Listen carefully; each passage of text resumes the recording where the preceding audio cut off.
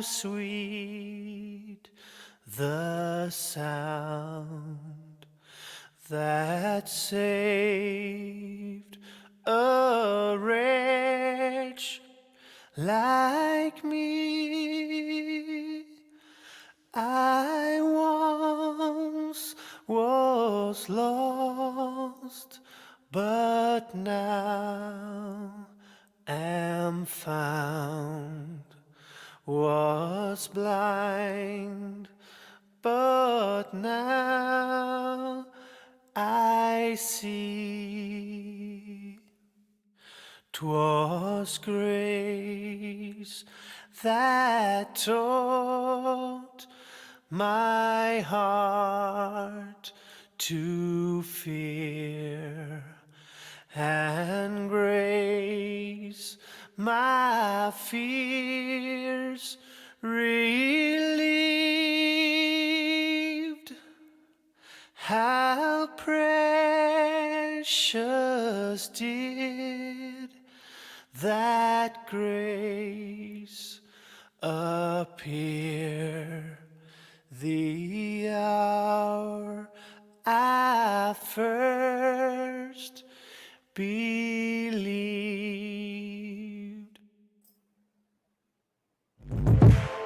Welcome to Emancipated Studio.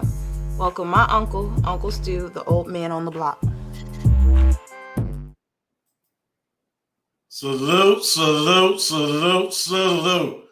As y'all know, this is going to be an extremely exciting day. This is going to be an extremely exciting night. So I just want each and every single one of y'all to just sit back, relax, and enjoy what is getting ready to happen here. Salute to my Before the Billions, Wale. Mr. Vaughn, I'll be dropping the link for you, Mr. Vaughn. So you get prepared for that link dropping. I just want everybody to know that we are working on a lot of things. I want y'all to know that it is a blessing, a blessing, a blessing. We're going to also let you know that tomorrow we're going to have someone who is a counselor, a mental health therapist, that will be here tomorrow. He is going to be talking about his background. We're going to be talking about mental health. I'm also trying to do a collab with a social worker. Her profession is dealing with children who has been victims of violence. And so she is going to be putting together something so that we can talk about that mental health issue as well. I'm also working and with Shannon, who also is a content creator, and we're going to be doing a collaboration, and we're going to be putting together a program to develop the mind, the heart, and the soul for the betterment of this community. So I want each and every single one of you, if you have not subscribed, let's get the subscribe up, let's get the likes up, and let's get our minds and spirits up. I'll be having a whole lot more to say tomorrow, so make sure you come out tomorrow as well, because again, it's going to be the mental health aspect for all that we've been through, especially going into these holidays. So now, without further ado, it's not going to take a long time for me to introduce. I said that I was retired. I said I had the life where I can retire and chill. But this man pulled me up out of retirement and put me back to work. So, ladies and gentlemen, let me introduce to some and to others my new boss, Frank Goody. There you go again. Nobody can do an introduction quite like you, sir. I'm going to drop this link for one of your other quote-unquote employees. Vaughn, that link is for you, sir. That link is for you. Frank, I'm going to tell you, I've done a little switching here. So I think you're going to like it. What I've done, because this is all about you. So the first thing we're going to do is we're going to change the background. Oh, there we go. We're going to change the background. The second thing we're going to do, now you can thank before the billions, because he be trying to keep an old man up on some things. I do try to pay him for his service, because everybody can't do everything for free. But we even going to change the top part. we going to confuse the guests like, oh, wait a minute, we was on Uncle Stu's platform. Right? You got the logo. You got it up in the logo spot. Well, allow me to put one of your actors on the stage with you, Mr. Von Bryant, and I presume that OG Patrice will probably be rolling in, soon. I affectionately refer to this brother as Von the Great. Von the Great. He got the voice. He got the voice. Wow. Shout out, sir. Welcome. And I'm supposed to drop him a link too, right? I'm glad to be. I don't have a link, but yeah, Q Love. There's a link, and you jump on that link. That's strictly for everyone on this broadcast production. So you jump on that, sir. And what I'll do is, I'm trying to wait for more of the actors to come on, get them all up. And then I set up a screen share of how you did the introduction for the movie. And that way, from that point, we can really begin. Shout out to you, Brother Love. What's going on, y'all? What's going on? And then that way, after because I think it was on 1 minute and something. Yeah, minute and a half. For that production. And that way we can, be able to take a good look at it. Awesome. Whatever you can quarterback it, whenever you want, is all good. Okay. Let's see how this goes.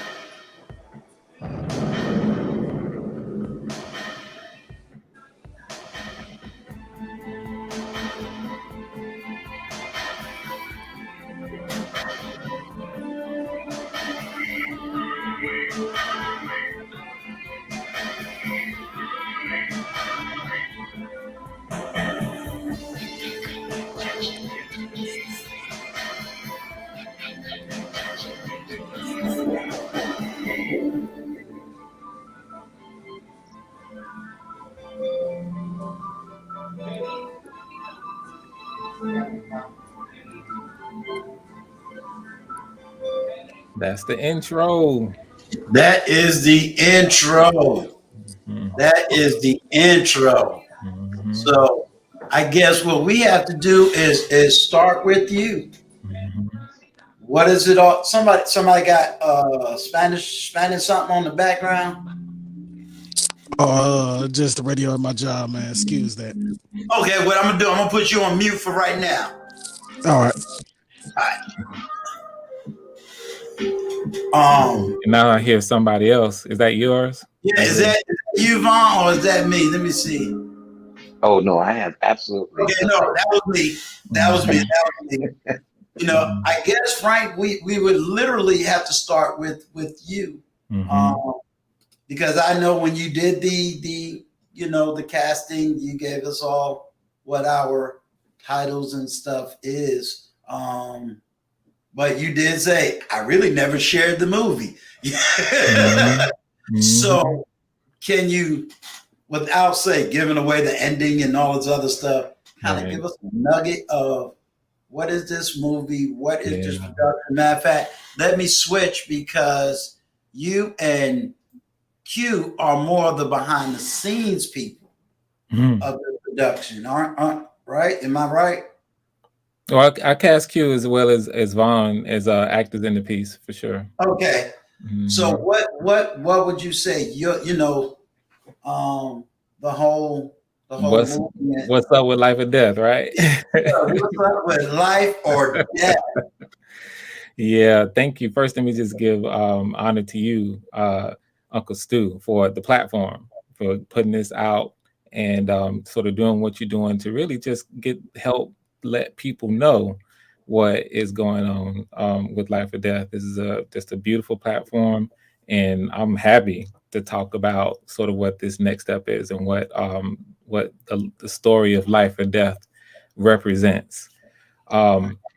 So has anybody ever watched a film, and it could be a film, maybe something else, where you took a little something away from it that somehow deposited something into your spirit that you took with you, be it either into your spirit or maybe a lesson, or, has anyone here on the panel maybe ever watched anything where it was just more than just entertainment to you? You actually took something from it. Oh, definitely. Yes. Yeah, definitely. I tell you, I'm kind of old, but believe it or not, Star Wars would have been the first real movie.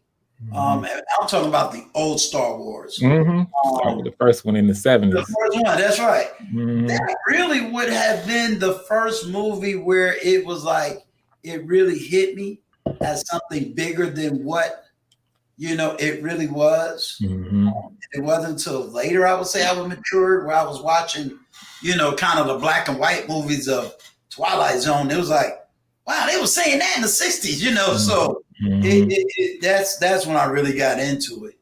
Everything else was like entertainment until Star Wars. Yeah. Yeah, I feel like that when we think about it, it's I think it's something that maybe a lot of people can say, that they watch something and at some point, whether or not they were really young or maybe into their adult lives, you watch something and it's like, hey, that's something that I can take with me. That's kind of the vein and the spirit with which the story of life or death is intended. I'm very intentional about wanting to make stories that have that ability to impact people in a positive way, in an inspirational way, but still have the story be something that can be entertaining.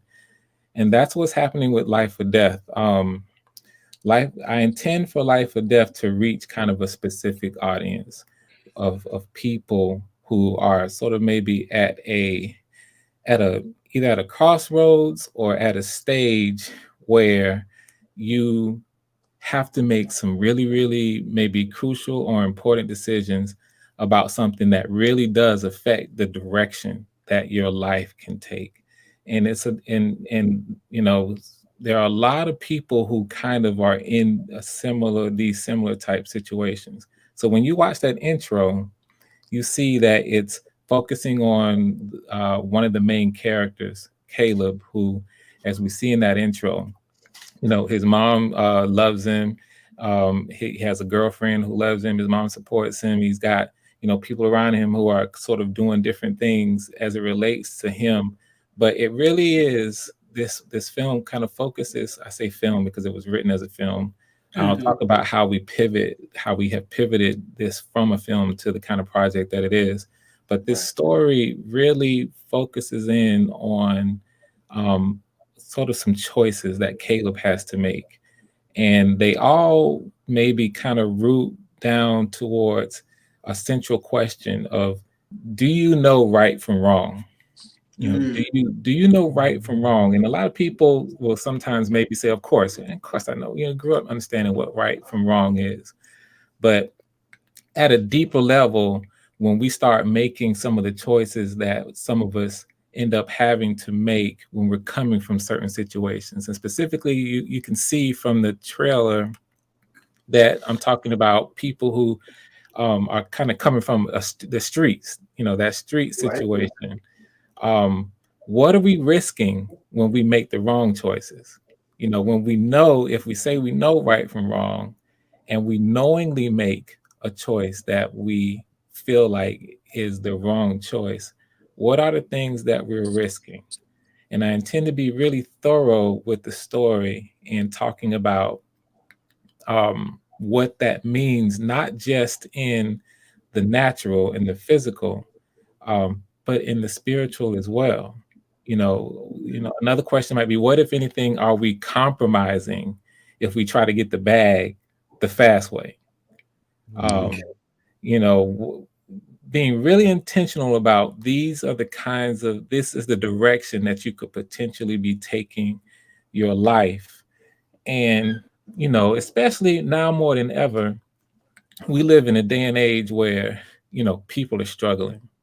And we got a whole section of our young brothers and even sisters who find themselves in these situations where it's all you can do to make, ends meet, to take, and this is real life stuff. This isn't, not everybody is, in these situations where, we're, when we talk about a lot of times the colleagues or the people that we follow on YouTube in these streets, and they're talking about the bag, and we got investment strategies, and we got people doing well, and it's kind of another level. We have a whole entire group of us who are in situations where day to day they are making decisions that affect whether or not they're gonna eat the next day, and they're in these situations struggling, and this pandemic or this situation that we find themselves in is one that is kind of pushing us, a lot of us,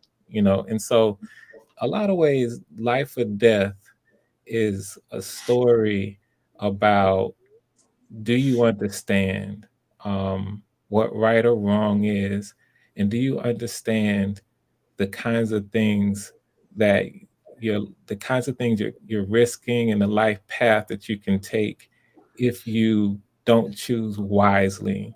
Not only that, and when I say that, I mean natural and spiritual. And the way that I tell the story, it's both. And so it's one of these situations where there are messages here where it's almost like, he who has ears to hear, let him hear. But I'm trying to deposit some messages to give our young people, and specifically people who are finding themselves in these kinds of situations for the first time, hope. Because a lot of times, and I'll pass it, but a lot of times we make some decisions based on the lack of hope. We don't see hope. We don't see a way out of our situation that doesn't involve kind of compromising some things or taking the wrong path.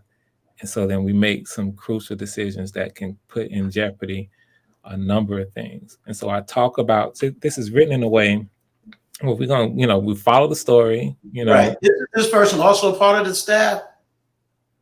Yes, Derek was cast. Absolutely. Derek, if you see, matter of fact, I'll just drop the link.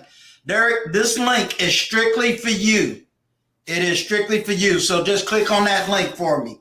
Wally, do me a favor. Just re-download the StreamYard and just make a note and say, for the actors and people part of the production only, for me, please. Go ahead, Frank. So as I kind of characterize the kind of story that this is, and the one that you're going to see unveiled over time as we do it, I do want to mention that, kind of depending on your point of view, you're going to see themes. It could be a story about grace and forgiveness, depending on your point of view, or it can be a story, it can be a story of unforgiving consequences, you know. And so when we experience these, you know, we're forced to think about, well, what's fair and proper to you, the situation, what would you do? You're processing what the characters are doing. And so, you know, it's done in a way that I intend for it to be entertaining, because it absolutely has to be entertaining in some really interesting ways. But at the same time, it does not shirk from what I consider to be a responsibility for storytelling, which is to take us on a journey where it can impart some things that have the potential to impact you in a positive way. So kind of in a nutshell there, that's what we're getting with Life or Death. And it's very, very intentionally named, because when I talk about life or death, I'm talking about more than just your natural life or death.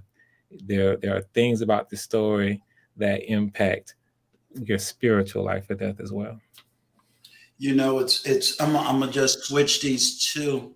I find it very ironic that you said what you said.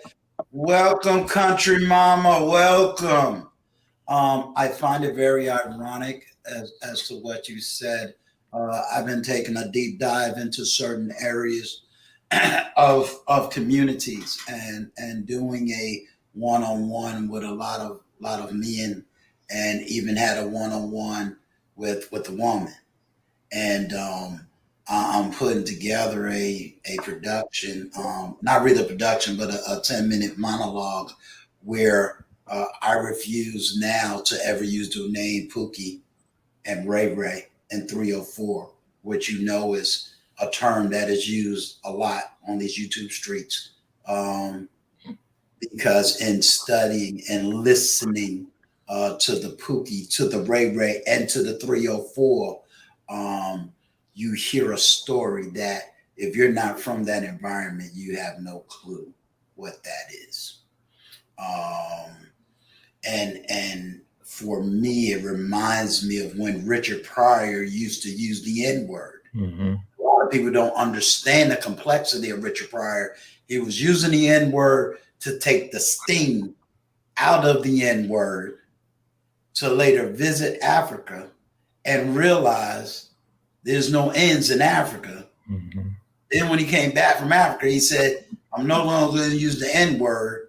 And then we know from the Hollywood production that they started shoving them in roles that really just dismiss this whole man's social intellect.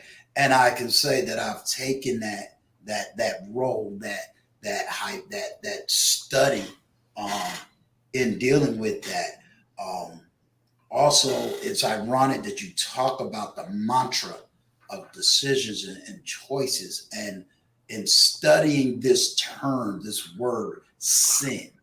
Mm-hmm. Everybody don't know in theology school, you got big, thick libraries that just deals with that one word, because it is so vast, it is so complex. You know, we try to put it in a sentence, but you really can't put it in a sentence. So this is why when you really talking to people, and when I talk to people, you know, we say we got two ears, but you know, people got to recognize that God only responds to when you talk to him. So it's that ear to hear. You know, some people are telling you things without telling you things, but you got to understand what you're listening to. Sometimes life is, you can't find life always in a book. It's not in a book. You know, when we grew up, we used to always say what? The people who was book smart and life dumb.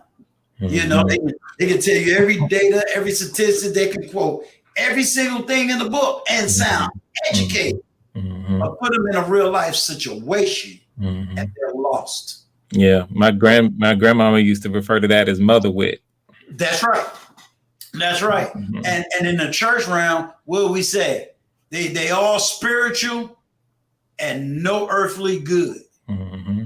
Now we're looking at I'm all in reality, but I'm living in a metaverse. Mm-hmm.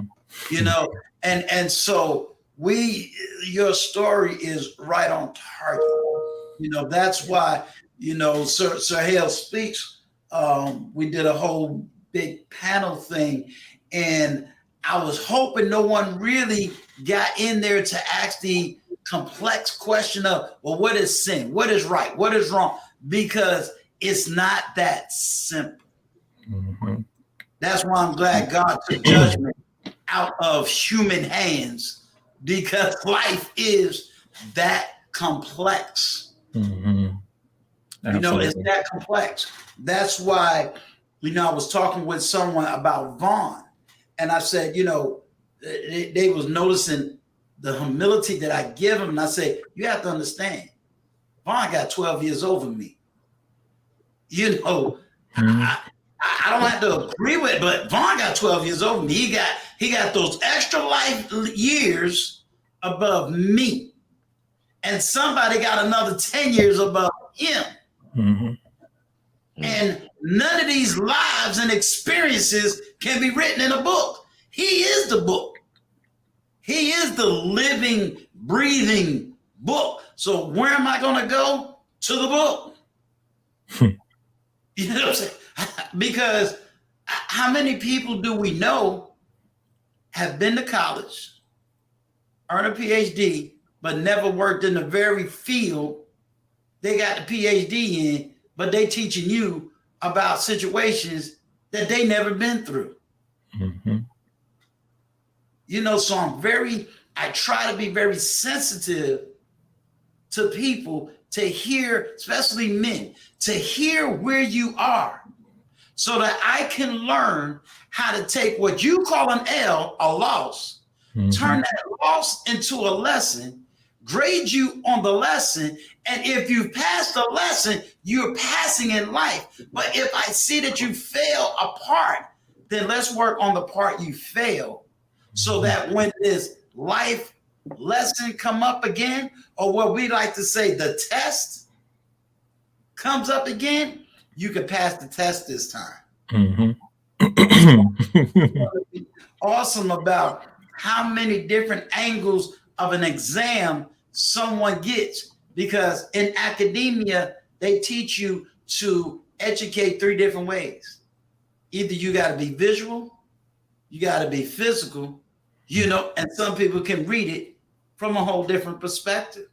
You know, so that's a kaleidoscope of life, and that's an awesome mindset to go through. That is really awesome. Shout out to Bolo TV. Shout out to you, sir. That's my homeboy. He made me an honorary Haitian. I just got to learn how to speak French now. So I'm down with the JBs of the world. I got honorary status. Yeah, shout out to Bolo. Yes, sir. Well, how they say it in the South, you the boss. So do you let me get quick off of the mic. Hold up, did I unmute him? Okay. All right, boss. This is your small crew here. Who are we? And what are we here? Well, I mean, across the board, I mean, part of what this whole thing is, I truly believe is providential.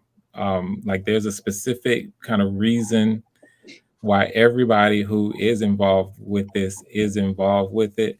You just showed us a little bit of it with your part. Part of the reason why I asked you to play the role of the pastor in this is because of your tendency to preach wisdom, and you were doing quite a bit of that just now. And I think that it's very accurate, you know, the title that we saw in the beginning of your intro in terms of being a spiritual contributor, you know, an actor in this piece, because absolutely that's what's going to happen with your role. And across the board, you know, I have here Q Love, who Q, I believe I have you playing the role of a supporting role of Craig in this, correct? Yes.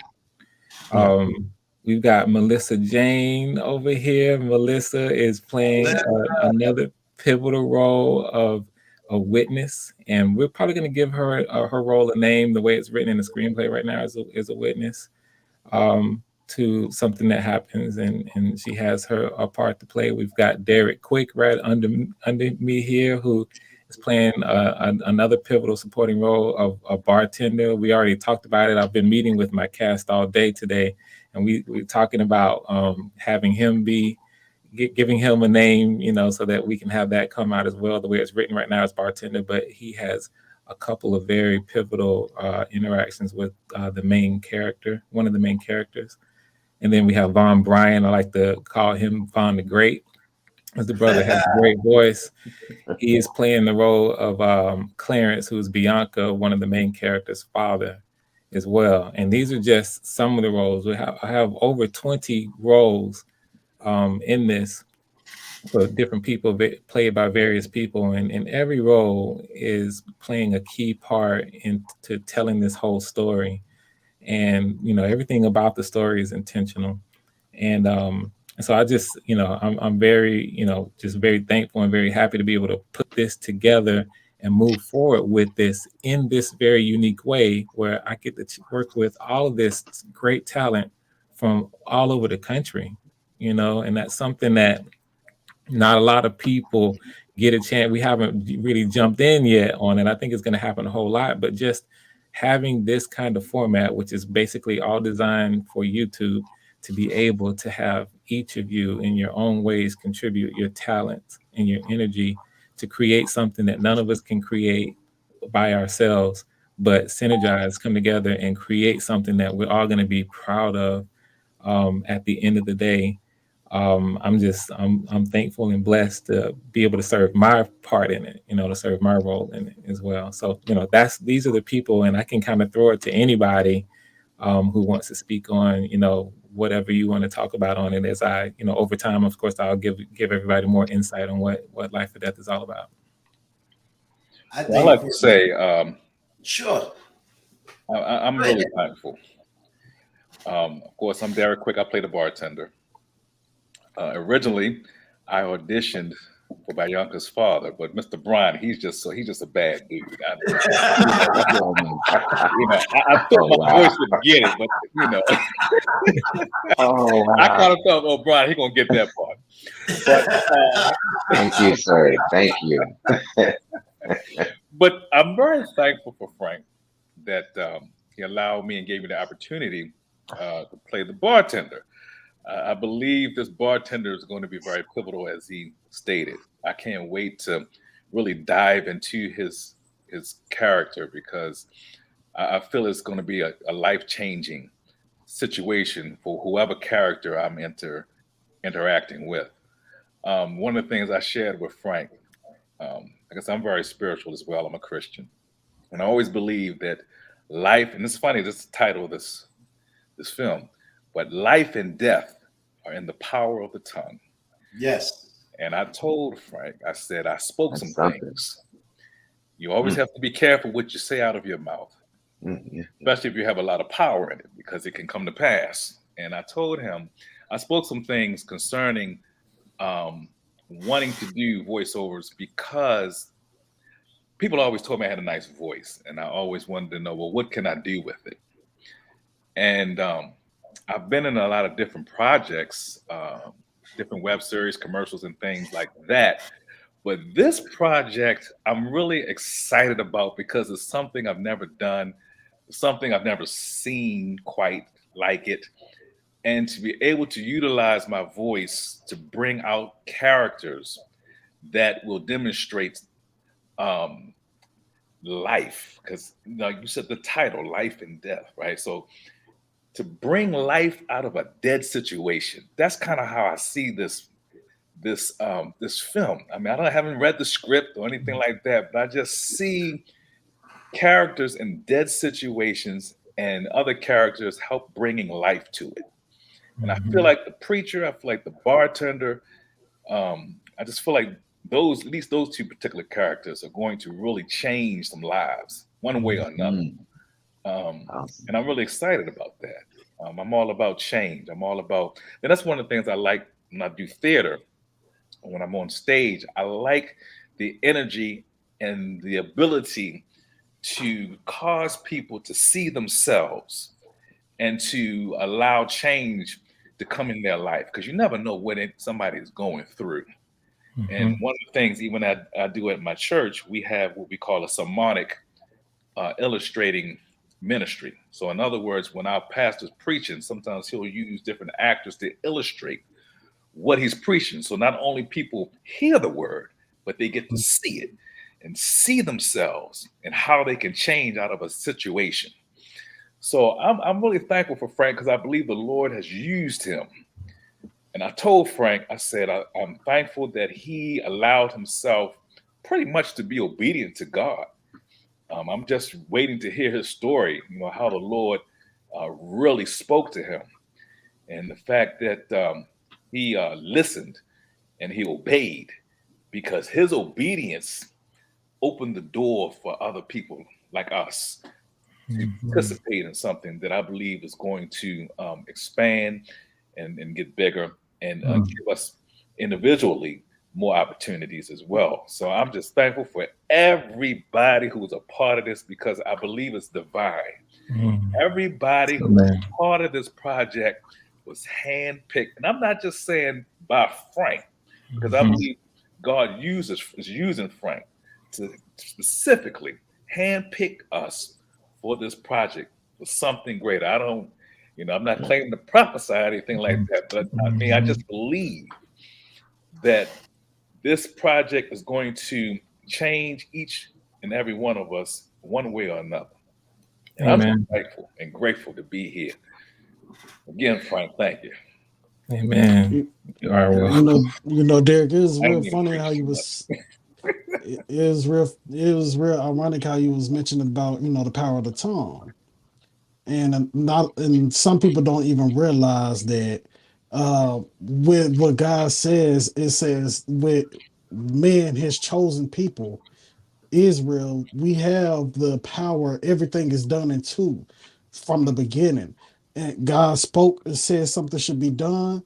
We said we were the ones to create everything, name everything, and God made it happen.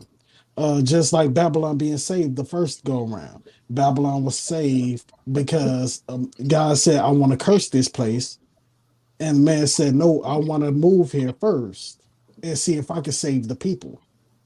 And by that, God saved Babylon the first time, but after he moved away, God cursed Babylon and made it rain down. So when you say power of the tongue, it's just like I was telling you and Frank earlier. When he first sent me the message saying, "Hey Q, I'm doing this movie. Do you want to audition for it?" I'm just like, "Oh yes, I'm totally in." And that day, I told my wife, I was like, babe, I know I've been complaining about this, complaining about that, but guess what? Everything's about to get better. We not finna be sitting here pawning everything we got no more. We not finna sit here penny pinching, trying to figure out a way to eat for the day anymore. We not finna sit here have to not visit our daughters because we don't have gas to go to their home and see them. And so the day, like I told you and Frank earlier, the day that he messaged me, everything in my life it just turned around. All that negativity I had in my mind, it left. And I feel like this project is going to have such a positive outcome on me and everyone doing this, that it's just going to be nothing but pouring down blessings from here on out. Amen. Yes. Amen. Amen. Vaughn, what do you have to say? Yes, man. Listen, I am just thoroughly honored to be a part of a project like this. I love to be part of things that have a meaning. And although I don't know the script, but I truly believe that this is going to have such an impactful message to young people and to older people. And for me to be a part of something like that is so awesome for me, And Frank has something about him that you just know that this brother loves God. Yeah. And when I work with people like that, I can mess with a person like that. Yes. So I'm really looking forward to seeing what the outcome is. Yes. I believe, like the old people say, I believe I'll run on and see what the end is going to be. I want to see what the end is going to be. I want to watch it in its entirety. And I believe that it is going to bless so many people on so many different levels. And again, I am so appreciative, to just be a part of such a project.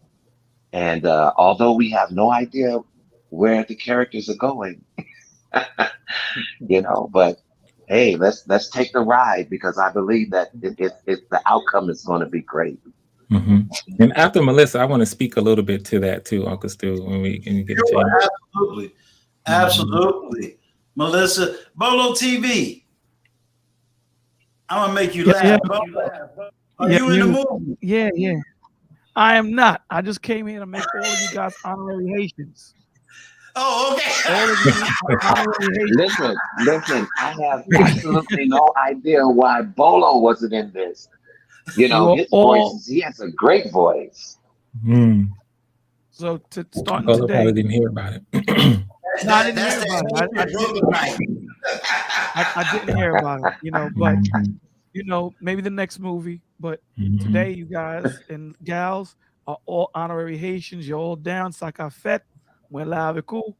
God bless you guys, man. It's a beautiful thing to see the Lord using so many men and so many women and guys being allowed and willingly being used in the Lord to get his word out, because in this day of darkness, it is so beautiful to see you guys being that lighthouse on the beach, shining the Lord's word. Thank you so much for everything that you guys do, and God bless you, and I love you all. Thank you, guys. Thank you. Thank you. Melissa Jane, you are the woman in the star. Hey everyone. Hey. Thank you for the opportunity. It's good to see you all on this panel. And I want to give a big shout out to the chat room as well. And of course, Uncle Stu, the old man on the block. I'm honored to be on your platform once again. Thank you so much. But the man of the hour is Frank Goodin. Emmy Award winning Frank Goodin. It's so amazing. Just to tell everybody a little bit about how I got involved with this really, really quick. When I heard about this project, I'm somebody that's very interested in the arts, in film, in movies, in theater. And when I heard about this project, I just thought it was so unique. And to know that it's going to be online and you're going to be producing everything online, I was just wanted to come and watch. I wanted to observe. I wanted to just take it all in. And the first day that you put this together, the auditions, I came into the chat room and I sat there and I was just getting ready to enjoy the show and everything. And then Frank asked me, you believe that I'm here to audition? And I'm like, in my mind, I thought, no, I came to watch. But I'm like, well, why not? I said, why not? If it's open, why not? What have I got to lose? And being a Toastmaster always teaches us to be ready at all times to talk when we have to. So I said, let me give this a try. And I went away and I practiced something. I came back and then I was surprised to be called back for the callbacks. And I was just blown away. So I just wanted to say really publicly, thank you, Frank Goodin. What you're doing is just so revolutionary. I don't think it's been done before. It's so creative. It's so different. So I just wanted to be a part of it, and to know that I've been chosen, I'm so honored. I'm so blessed. I'm so thankful to you, Frank. Yes. And it's going to be amazing to work with people like Vaughn with the smoothest voice ever. Uncle Stu, the pastor, it's going to be incredible. And Derek, I heard your voice, and this is the first time I'm seeing your face, but your voice is so beautiful as well. Thank you. It's just going to be amazing to work with each and every person. I'm excited. So I'm looking forward to it, Frank. And thank you so much. Well, let me say thank you to you as well as everyone. It's my honor. And I really want to talk just a little bit about this, Uncle Stu, because I think it's really important and it's kind of right on. Because what's happening with the cast who've been casted, including yourself, and everyone that's kind of deciding to contribute their skills and who they are to create this. What's happening is, think about it. Y'all are putting a whole lot of trust into me and into your perception of what this is going to be without having seen the story or the script. And we're coming out right now in a very public way, and we're like really being very open and authentic about how we feel this has the potential to affect people. And one of the things I want to say is part of the reason why I'm so honored is because of you all making this decision to do this in the way that you're doing. Because, so I've never met anyone here in person, and I'm sure that somehow you all haven't done, extraordinary or extensive research on who I am as a person. Instead, you're responding in a different way to who you perceive me to be. And because you're doing that, you're stepping out in this way and you're doing it. And I just want you to know that's part of the reason why I'm so honored. And you're going to see that I'm going to always respect that, and not let anyone down. And I also need you to know, and this is for not just you all and the people who are participating in the cast, but for the people who watch this either now live and later, you need to understand that there is precedent for the things that we're talking about. When I say there's precedent, what I'm talking about is me personally. I have had the personal experience of being able to create something intentionally with the same intentions that I have now, which has gone forth and done exactly what I'm talking about. It has gone forth and affected lives. I could tell you stories and about, when we were on the festival circuit, the different people that gave me their personal stories after having seen Love Trap, my first independent feature film. But you don't even have to take my word for it. You guys can go to YouTube, go here on YouTube now and Google Love Trap Frank Gooden, go to the actual official place and don't even watch the movie. Just, if you want, go straight to the comments and read the comments of how this has affected individuals. No, you'll see hundreds of individual little testimonies of how something that I wrote, produced, directed, the whole thing affect them personally. And what I want to do is, so there's one thing to say that, and there's one thing to hear us talk about it ahead of time on this side of it and talk about, well, because we hear it a lot when people get, when we're creating something together, there's a lot of positivity, there's a lot of hope, there's a lot of really feeling like, wow, I'm going to do something that really affects people. And that's part of why we should tell stories and why we should get together.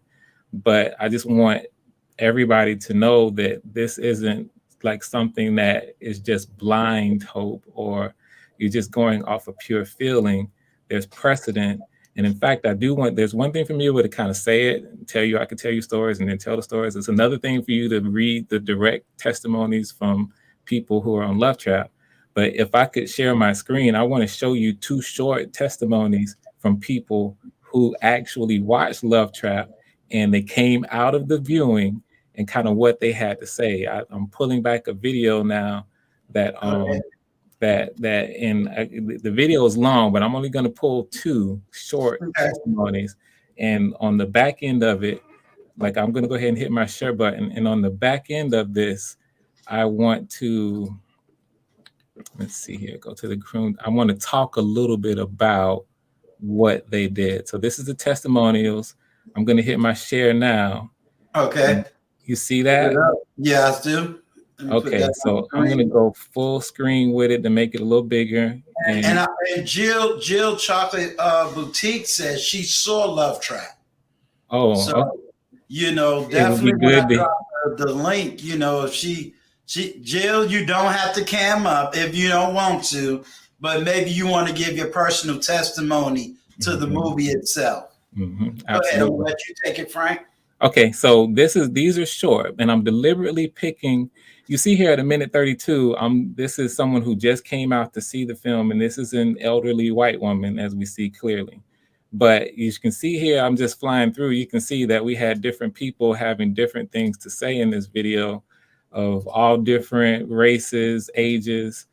Look at this old guy who looks like Gandalf from Lord of the Rings. You know, different people having different things to say. I'm deliberately picking someone who you would think might not be a direct audience for a film that's featuring all Black actors in very specific situations. So I want to play this one, and then I'll play one more. Both are short, like 40 seconds long, something like that. Hopefully you all will be able to hear them. Let me know. In fact, I'll do it a little bit earlier just so we can do it. I'm going to go ahead and hit play now. It should be mainstream. I thought it was wonderful. It makes me cry. I just couldn't believe it. And your voice were very good. Was a very good film. We've all had things like that in our lives, you know? Yeah. So, pretty true to life. So, very good. You did very good, sir. I think all right, so that's one. On some level, I think it's something that everybody can relate. Go Right before I straight came here. to this film, I was going through personal memory of my own first love, my son's father. It touched my heart. As soon as I get off this microphone, I'm going to go call him. But the message, I think it's the message in the end, was really significant. And I think everything that they were basically saying is really important. And I hope this film is shown at the Ritz and somewhere where a lot of people can see it. Because I think the message is something that definitely needs to be shared with everybody, not just Afro-American people.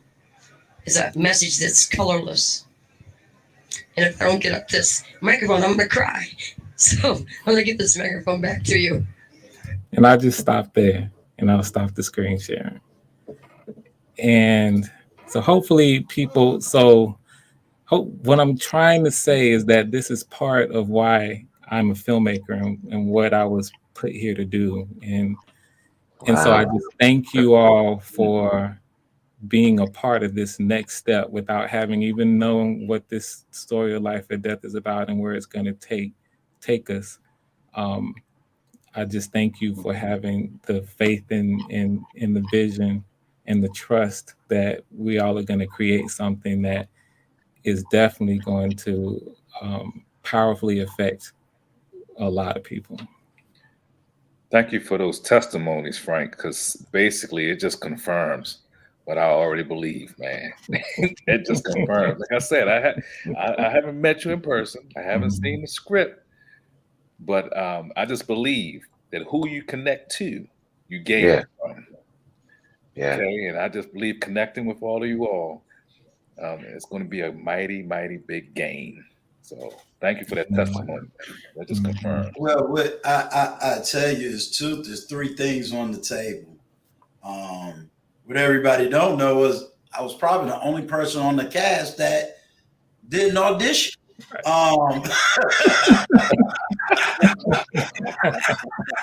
You really blessed. Yeah.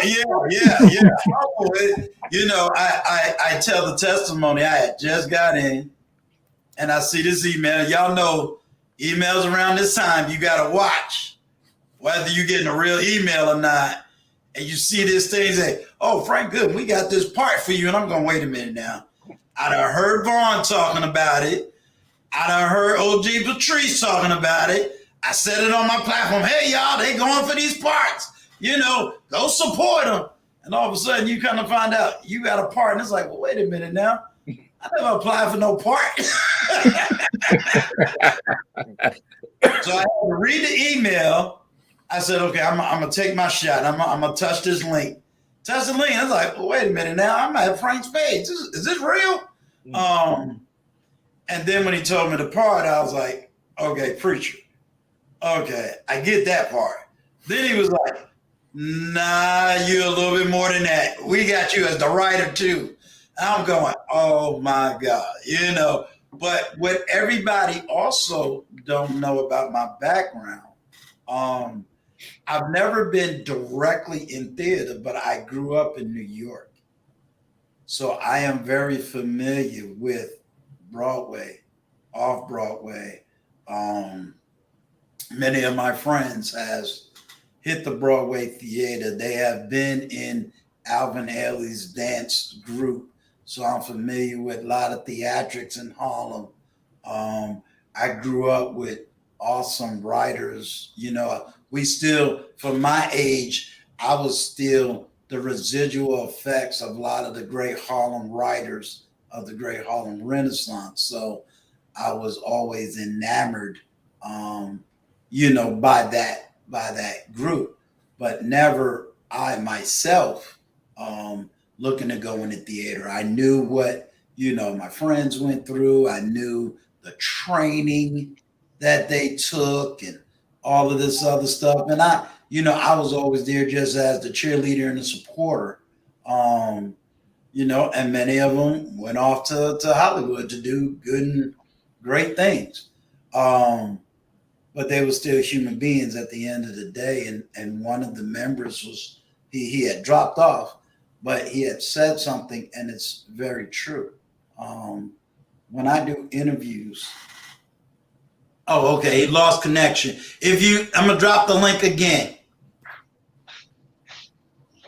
You know, Love had said something, and it is so imperative. You know, when I do interviews, you know, I'm listening to what people are saying, but I'm also listening to what people are not saying.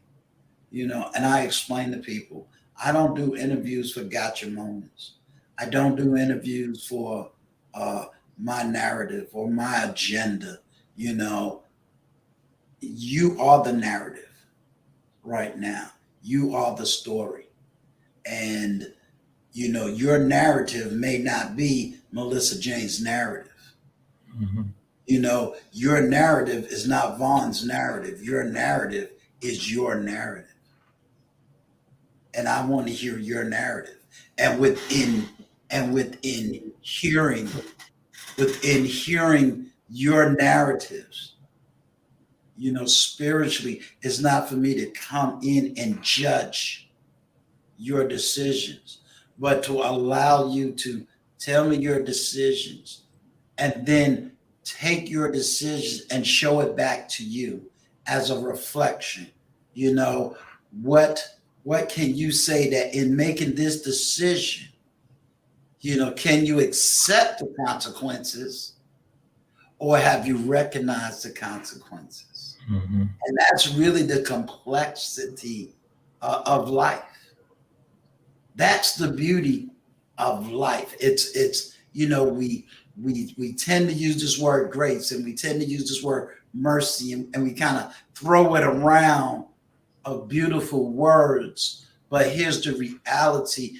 If you've never lived within a narrative and don't understand that everybody's narrative is individual, we always try to do collective narratives, but you really can't be a collective narrative because everybody is an individual. Mm-hmm. And we hear the collectives of many different voices and how everybody is affecting everybody is the complexity of the film in and of itself. Mm-hmm. You know, so hopefully we'll get some Bitcoins. Very unlikely. You know, shout out to Perry Unlikely in the house. Shout out to Adrian Nash in the house. But how you said that and how you articulate, yes, I can't wait to hear how one man and the many different narratives that got to come his way and how he got to divide each of these narratives to make a decision. It is how we are built every single day. Mm-hmm. Definitely. You know, it is awesome. I mean, whenever I want to tell a story anyway, and most stories are powerful because they connect to us in ways that are real to us.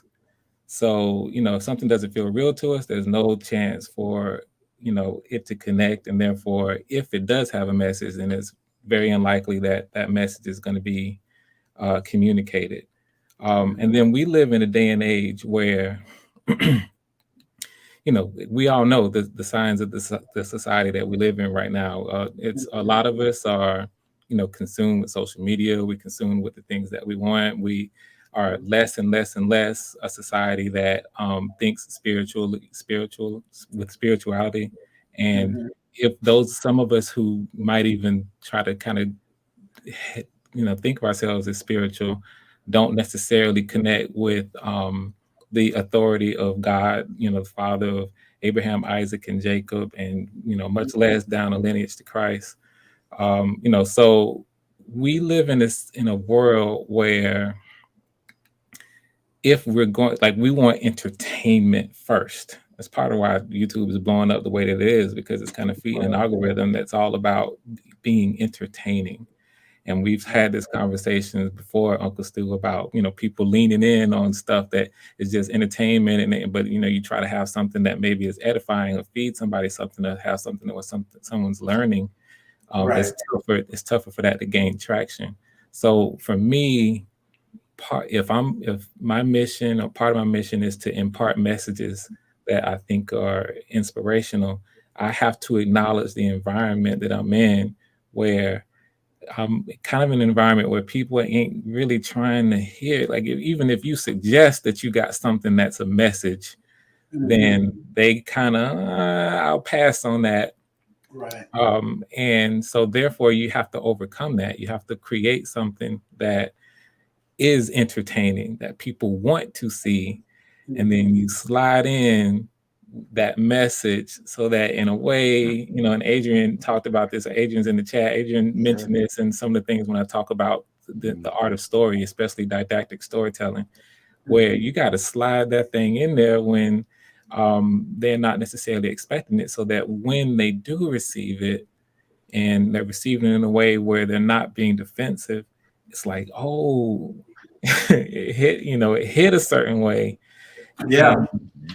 And that's what this is about. So as we talk about, I want to make sure that the people who are watching and who will see this understand that this isn't a situation where you're going to be beat over the head with something and you're going to be struggling. Oh, what's going to happen next? What are you trying to say? And what's the message? Or Bible thumping, as some people might say, where, you almost automatically don't want to be turned off. It's not going to be that way. It's going to be a situation where these are stories, and this is a story that we can identify with because we know that it's happening. And it's the kind of stories that once you watch it, you will begin to see whatever the method is. A lot of people on the panel probably, and in the chat, probably remember The Wire on HBO. Groundbreaking show, and I saw every episode. And it's easy to be a fan of The Wire. My hometown, Baltimore. Was that with Idris Elba? Idris, okay, Idris. String a bell, baby. That's Idris Elba. You probably fell in love with String a Bell. You know she's gonna shout out her people in her country now. Rightfully so, because he killed that role. He absolutely murdered that role. And so, it's widely regarded as one of the greatest social dramas, maybe even shows, period. It's in everybody's top 10 list of series. And part of that is because of how authentic it was written in terms of all the different elements, that it covered, because it covered a lot over the 5-year run. It covered, of course, what was happening in the street, but then the political environment, educational environment, and some other things. And point being, it was very entertaining, but at the same time, in its own way, kind of imparted some messages.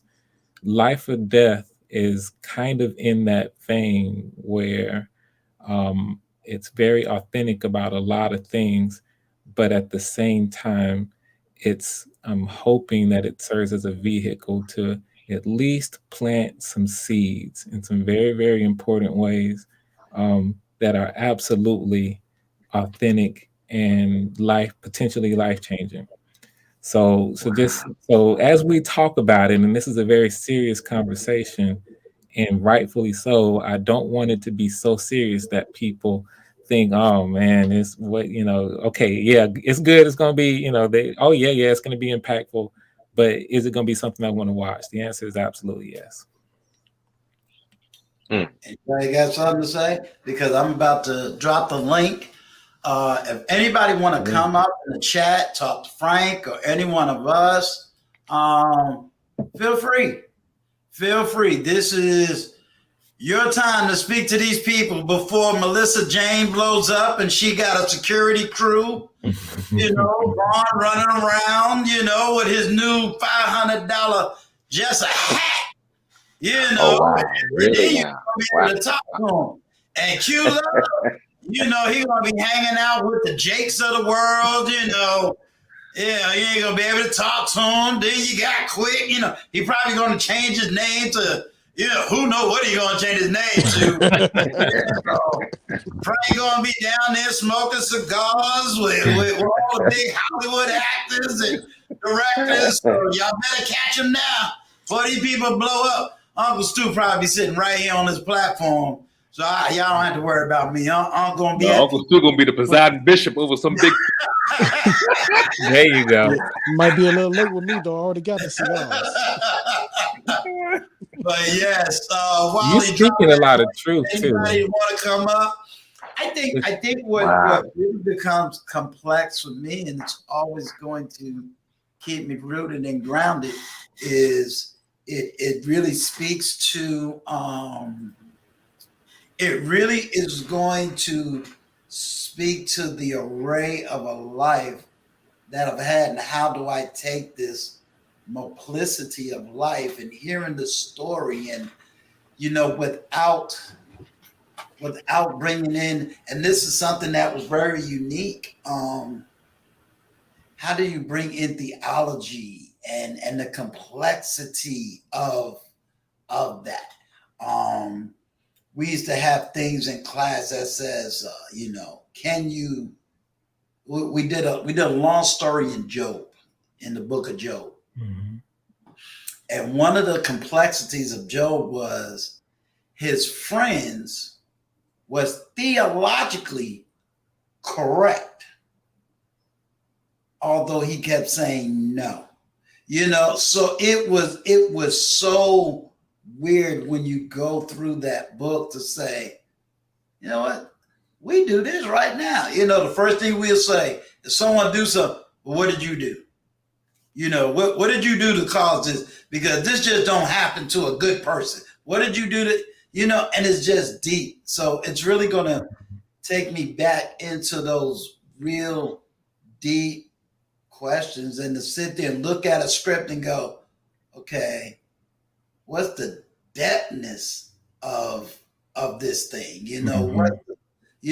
Or does it have a depth? Does it really have an answer? Does it have more than one answer? And allow that answer to be free. Mm-hmm. Allow it to be free. So certainly, it does, and it is. And when we talk about depth, if you ever want to kind of know the kind of writer that I am, you really don't have to go any further than watching Love Trap. Because what you see is it's a love story. And part of the reason why I wanted to write a love story is because, and I did this on my channel, I kind of challenged people to kind of come up with, name all the Black love stories you can possibly think of. And as a group, we struggled to even come up with 10, given to someone. And that was as a whole group, not just one person. So part of the reason why I wanted to make Love Trap was to, tell a Black love story, something that's very, very rare, for us in the States.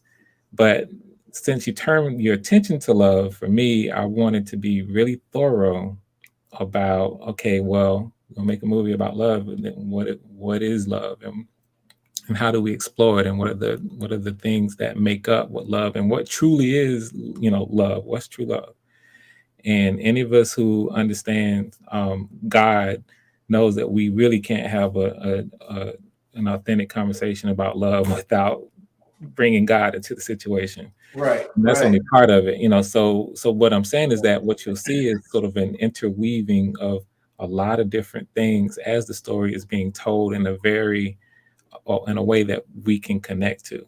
Well, much the same thing here with Life or Death. It's about these themes of consequences, forgiveness, faith, and being placed in situations where we have to consider a lot of things, being told in a way that is authentic to really what I consider the true nature of these things to be. Mm-hmm. And so, that's what's happening. So absolutely, when you say, when we talk about death, there's very real death in what we are about to do together. And again, like, what's part of what I hope happens and how this takes off is that we're doing it in such a unique way. Most of the time, this was written as a film, and if it was meant to be made as a film, then that's what people would be sitting down watching. And I would have Melissa, I'd have Idris playing one of these roles. You know what I'm saying? and telling the story. But I'm so thankful that like all of this was dropped on me in a way that it is, to be able to use this platform, YouTube, in a very, very unique and specific way to tell this kind of story, which is absolutely relevant in this day and age, in this way, where we, again, part of the features of this is that we're doing this all in front. We had auditions. Every audition, or most, was live in front of people. The callbacks were live in front of people. When, the casting decision was a live one, it wasn't calling people individually. We made it all at once. When we get started, these rehearsals are going to be live. You're going to be like watching a play rehearsal, and then we get into it, and the actual performance will be live. And we're going to tell this story over the course of 18 weeks. That's 4.5 months. And the plan is for it to be every Saturday, where little by little we see how everything is, the story itself and how it's being put together, everything that all of our talent goes through in order to get us to those performances. And then we have a forum to be able to talk about the impacts, what we see happening week to week to week. What do we think is going to happen? What do we think about what happened?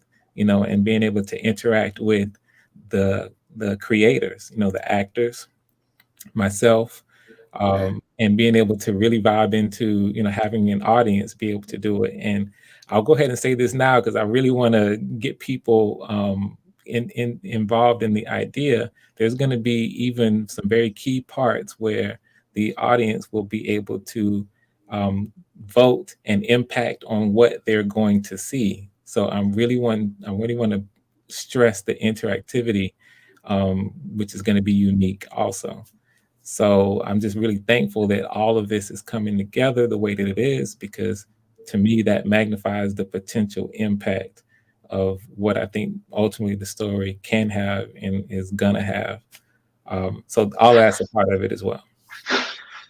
Well, I got 2 new people up here, but I just want to say to those that are here in the chat, to those that are listening abroad. Earlier I had made the declaration that I will never use the term Pookie, Ray Ray, and 304, and I am putting together an entire situation and where I'm going to really give a more in-depth understanding of who is Pookie, who is Ray Ray, who's the 304, and really weed that out. And it's probably not going to be so depth that, I'm going to miss some parts, and I get it. But it's really to give a solidarity as to, or a summation as to the depthness of those people as human beings, and and recognizing their humanity, but at the same time, how all of us, whether we like it or not, whether we want to admit it or not, how we all benefit from them. You know, and I hate to use the word them, but I'm using that them loosely because them is us, right. You know, and how we try to imply or we want to impose our agendas. And we have to be careful imposing agendas on groups of people that we all economically and sociologically benefit from. And I want to make it very clear. We all benefit from that sector. Why? Whether they're black or white, there is some area we're benefiting from. And we have to come to that realization one day that we're benefiting. You know, we use them as measuring sticks. We use them as social class. We use them in all different areas of our society. You know, so we all gonna have to one day, you know, I'm not looking for the utopia that everybody's gonna follow what I'm doing or follow what I'm saying. But for those that are here, for those that hear me, you know, it is my way again saying, I hear you. I hear you. And understanding that in hearing, it's acknowledging that some got out because they had the right things in the right places to get out. As one gentleman said, it was only by the grace of God that he got out. What do you say to that? What do you say to that? In the other area, you know, again, we have to recognize that, you know, we're looking at human beings. And these human beings ain't just in America. You got this same group in various countries of Africa. Shout out to my Nigerian, Shey Lafiani, you know, been to Nigeria. I know what that's at. I dealt with South Africa before Nelson Mandela even got out of prison because we were supporting in the Pan-African movement when Winnie Mandela was the leadership. So a lot of these arguments and people have, you know, it's like, well, these are old arguments. You know what I'm saying? Yeah, y'all think y'all got something new and don't even realize this is old stuff. Mm-hmm. You know, so and when you've actually gone into countries, not as a military soldier, but when you go and actually have to be there on the ground every single day, you get to see the real people doing the real thing and doing the real work. And it sort of brings you back to America and say, y'all really don't realize the freedom you got here versus in other places. You really haven't taken that into task. So you may need to just put things down, go to that country, go hang out there for about 2 weeks. And I ain't talking about the tourist side. Go to that country, go sit down somewhere and be able to talk about their president, their leadership. See if you make it back to America. You know, go over there and talk about some of their politics. See if you make it back to America. You understand? You recognize, like, yeah, we may not got everything right over here, but doggone, you be ready to work and get some things that you could do over here. But if you can make it over there, salute. Because now we're in an age where you can pick up your card and you can go anywhere in the world. You don't need to wait on Liberia to be rebuilt, and you ain't got to do none of that. Just go. But I would encourage anybody to travel, to get beyond your box and really see the world, you know.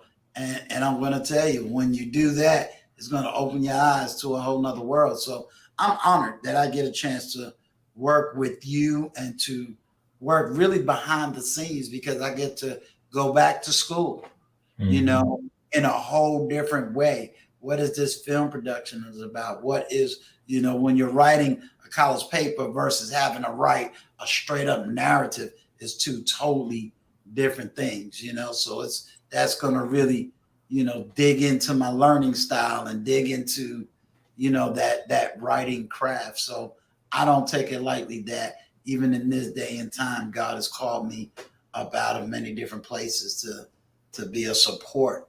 I've always said I'm here as a true leader. And what does a leader do? He serves his people. So by any means that I can serve people, that's what I'm here to do. That's the true meaning of empowerment. Let me just say this to the people in the chat, to the people listening. You always got the superstar of the house, So for those that ain't really understand the entertainment industry, let me just shout it out right now. The real stars always come in just a little bit late because they got to make their grand appearance. So let's give it up right now for the diva of the house, OG Patrice. Woo, woo, woo, woo, woo. Yeah! The crowd goes crazy.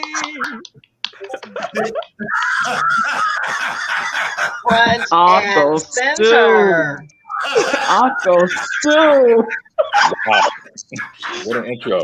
Hello, everyone. What's going on to the beautiful panel in the chat? How y'all doing this evening? My apologies for being late. Look, no, you're not late. You on time. All stars. I'm on time. The star of the movie always got to make the grand appearance. It's us underlings that got to come in first. The star don't have to be here on time. You understand? If you say so, Pastor, if you say so.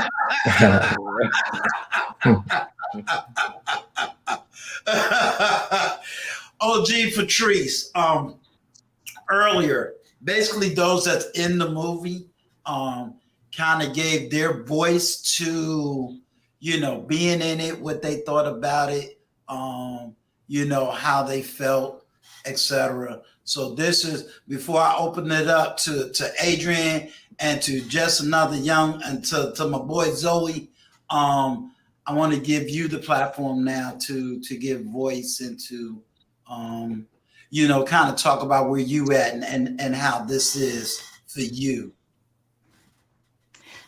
Oh, wow. Thank you. I am honored to have met Frank Gooding in these YouTube streets. I've been on the platform probably for about 8 months now, and met Frank Gooding through a community and a kinship here on YouTube, and found out he was a filmmaker, found out he was an Emmy award-winning filmmaker.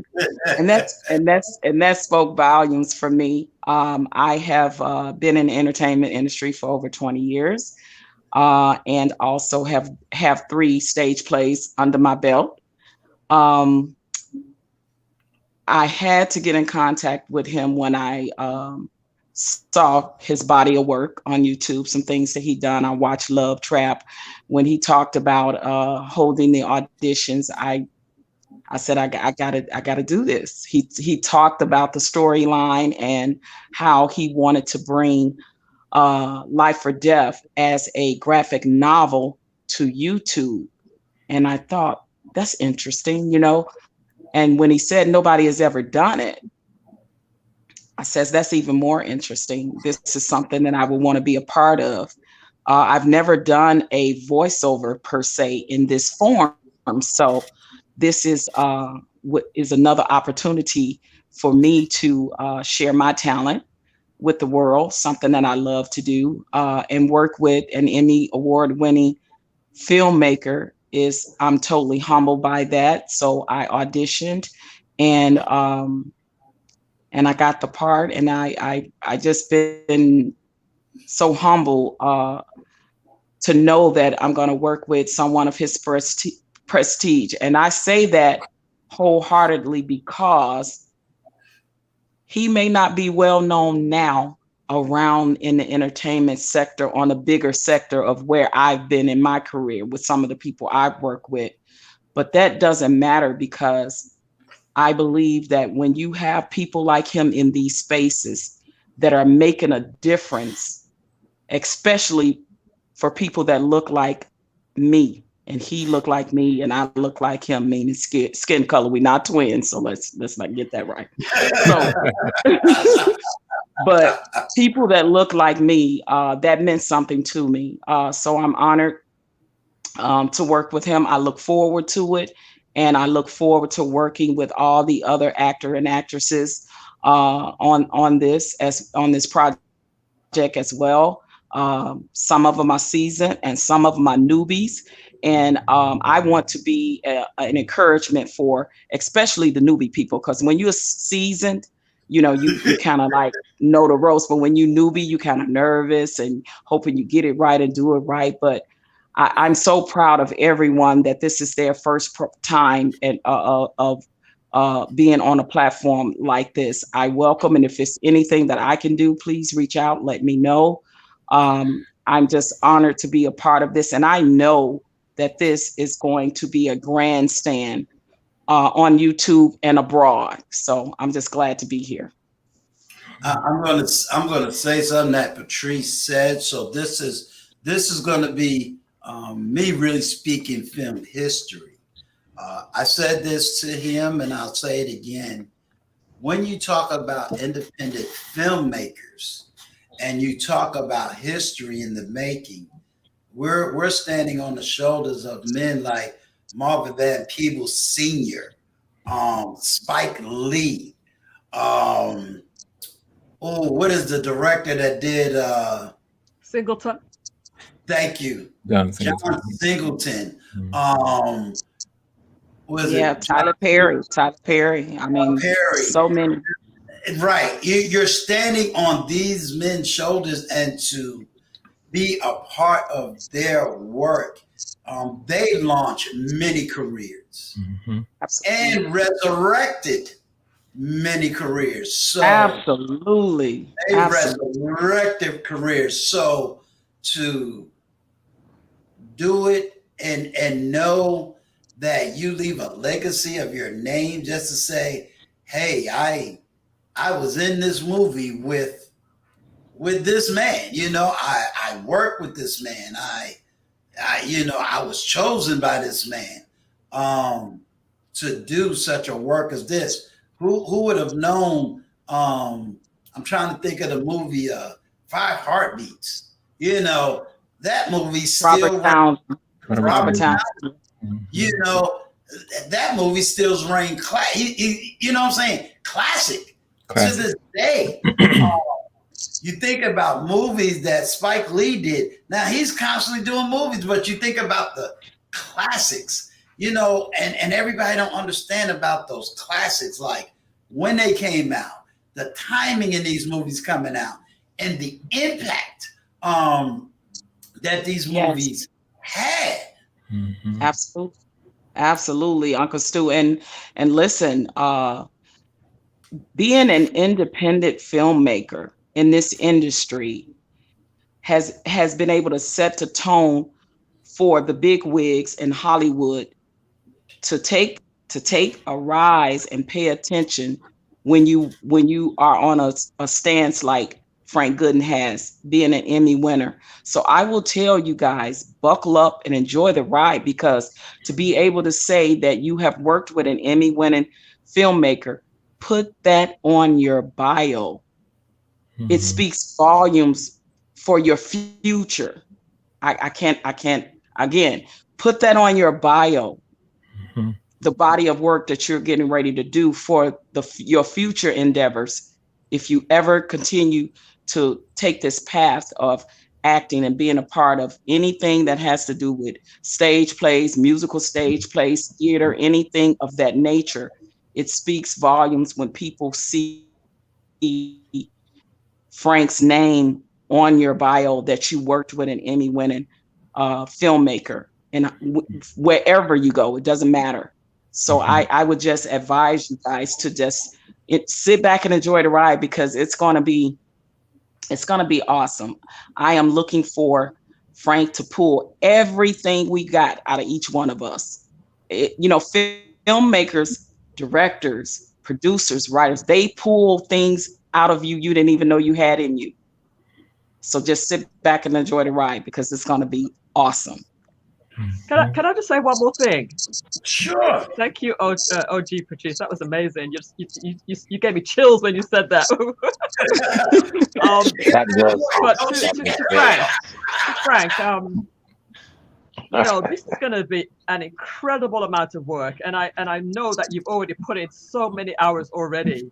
So I just want everybody to just give Frank the props that he really, really deserves, and also the day that you changed your Facebook, your YouTube name from simply Frank Goodin to Emmy award-winning Frank Goodin, that was just amazing. And we need to know, the world needs to know this.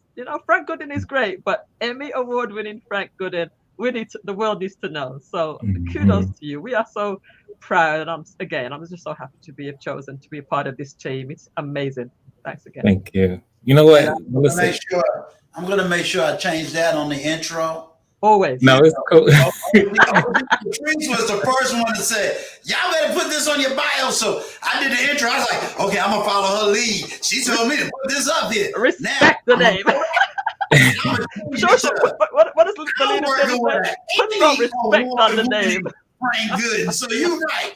I'm changing that. Once we get off here, that's going to get changed. You are absolutely right.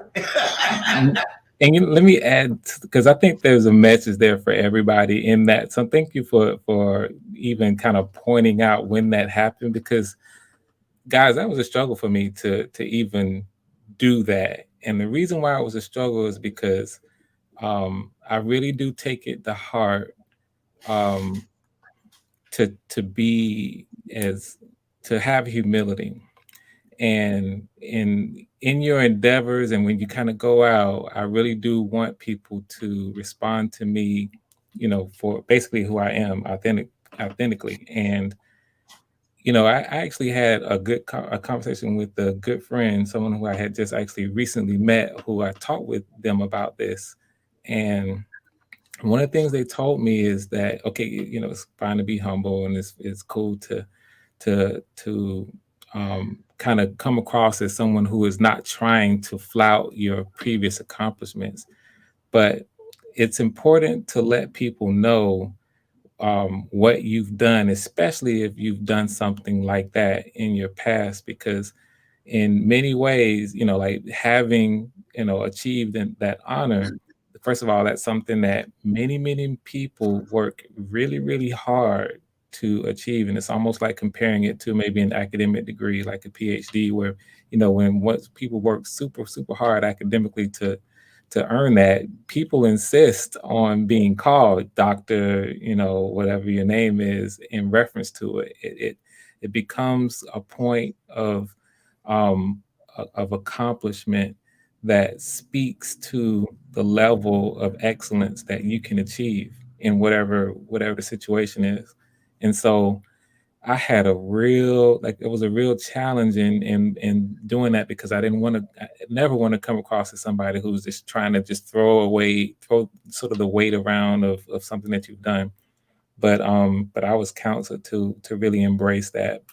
And I see the power in that. I guess it's obvious to see the power in that, but to see how I think this is something that we all should do. Some people don't have any problems just bragging about stuff that they've done in the past, so they're going to leave with that anyway. But for those of us who really, have a mindset of not trying to just push around what you've done in the past, that really was something for me that was a kind of a breakthrough, where I want to counsel and advise people who, if there's anything that you've done that you've worked really, really hard, and there's absolutely, it was truth. When the person was telling me, hey, you worked extremely hard to even be placed in a position to, earn that honor. And it's true. So if anyone here has sort of worked on something that has given you a level of accomplishment that does speak to you, to speak to who you are, at a deeper level, it's more than just a quote unquote award or whatever, then don't be afraid to to let people know. The only way that people are going to know is if we tell them, you know, if we put it out there. And so in some levels, it's not bragging. And I think we all know whether or not people are kind of trying to brag to kind of put something out there to make people go ooh and ah and treat them a certain way. I think we can kind of tell when that happens. So just thank you for pointing that out, because for me, that was something I actually had to struggle with, Melissa, and I'm glad I did because of that. It really is a matter of, I want people to be able to see that and have confidence that you're working with someone who can produce something at a level of excellence that you know is something that can be, you know, just a certain level of excellence. I'll just put it that way. And a lot of people can do that. Go ahead. I think Frank, you really speak. Oh, I'm sorry. Go ahead, Melissa. I'm sorry. Real quick. I think that people can, if they know you, Frank, they can see that you're a humble person. It's something that is just so clear and obvious. It's like a no-brainer, right, guys? It's just you are just the most humblest person I've ever known. Go ahead. Yeah, Frank. but you know what, Melissa, it does speak to a deeper situation that I think he really touched on, and I think especially amongst males, we're really going to have to kind of solidify that. You know, for us, when we succeed, they tell us be humble, be quiet. You know, other groups is like, I am this, and this is the way it is. And it's like for us, and we do need to speak to that, you know, because people do need to know, you know, in the sense of, you know, it's a thing where, that's why I said, no, I'm going back and I'm putting Emmy Award winning, because you earned an Emmy. Just like, you know, I'm going to quote, and I don't really want to quote it because it's a summary. I was listening to something that Obsidian, who's one of the is Obsidian Media Network, and he said something and it was real powerful. And one of the statements he made, he said, listen, I'm a Marine. I'm an ex-Marine. And as you know, most of us as veterans, that VET means a whole lot, because everybody can't get those three letters behind their name. And, you know, in that conversation, he also was talking to younger people. Sit down. Elders is an elder for a reason. Sit down. Sit your behind down. Don't come after an elder. Why? Number one, maybe you don't agree with everything that elder got to say, but he's an elder for a reason. They survived for a reason. They lived this life long enough for a reason. Sit down. You know, and that is something that we need to turn around, re-educate, and tell people. Nobody can run up on you and say, well, I know about filmmaking, and you're going to look at them and say, little boy, sit down. You don't really know the work this is. Don't run up on me. You know, somebody say, well, I'm an actress and I just got out of school. OG Patricia said, little girl, sit down. You don't know what you're talking about. Shut up, sit down, learn something. What is something Vaughn always said? Wait. You coming at me? Let me just use this as a thing. You know, listen here, Vaughn. Dr. So-and-so said this about life, and I got this bachelor's degree that tells me, Vaughn can say, shut up, sit down, learn something. You understand? So I agree with that aspect, and I think that's a good deep dive conversation that I'm definitely going to write. When is it good to speak your accolades versus not speak your accolades? Let me get Stole My Thunder and then Zoe. Amen. That's good. This is a topic I wanted to speak on, but go ahead. Sure, no problem. She stole my thunder. I just wanted to say hi to everybody, and Frank, do you still need help naming all your characters? Your Your assistant writer is here. Right? I see you on your job. You've been throwing out the names. We'll see as it goes. You can continue. I do want it to be a collaborative thing so that I don't want you to monopolize and name every character Thunder. Okay. We'll let a few other people name a few. The You're reason right. why she's bringing that up is for everybody. The first time She Stole My Thunder has actually named 2 officially. Well, actually, I'm sorry, 1, right? One of our characters, and I think 1 came from someone else. Yeah. But that's part of maybe the interactive part of this as well that I'm hoping is that for characters who don't have names, sometimes the door is open for those of us who are participating to contribute in this way. And truly, Thunder has done exactly that, and she has named one of our characters that previously did not have a name is written in the script. All right, Thunder, that means you got to give me my name now. What? Don't you have one already? I ain't got a name yet. I'll give you with Frank's blessed. He's the boss, right? So. Well, he said, you're looking for a name for the bartender. Bartender, exactly. Okay, definitely throw it out there. How about I'll wink, nod, nod. How about Lewis? Could be. Could be. Okay. Let's see. We could go with not that name. That's not a good name. You got them written down. I'm probably going to formalize. I'm gonna need you to meditate on it a little bit. Of course. I'll go back in the chat, and once I got a really, really good, because now that I heard your voice, I have to find the right one. So I'll go back in the chat. Just want to say, congrats to everybody, and break a leg out there, guys. Oh, I should have really. Thank you. Zoe, let's talk. Zoe. Hey, Uncle Stu. I like where you went because you went right into the heart of what I wanted to talk about. Just that the humility thing, where it's like Melissa even mentioned it. Like, it's easy to tell that you're really humble, Frank, and it makes you likable, at least to all of us here, and we appreciate that humility.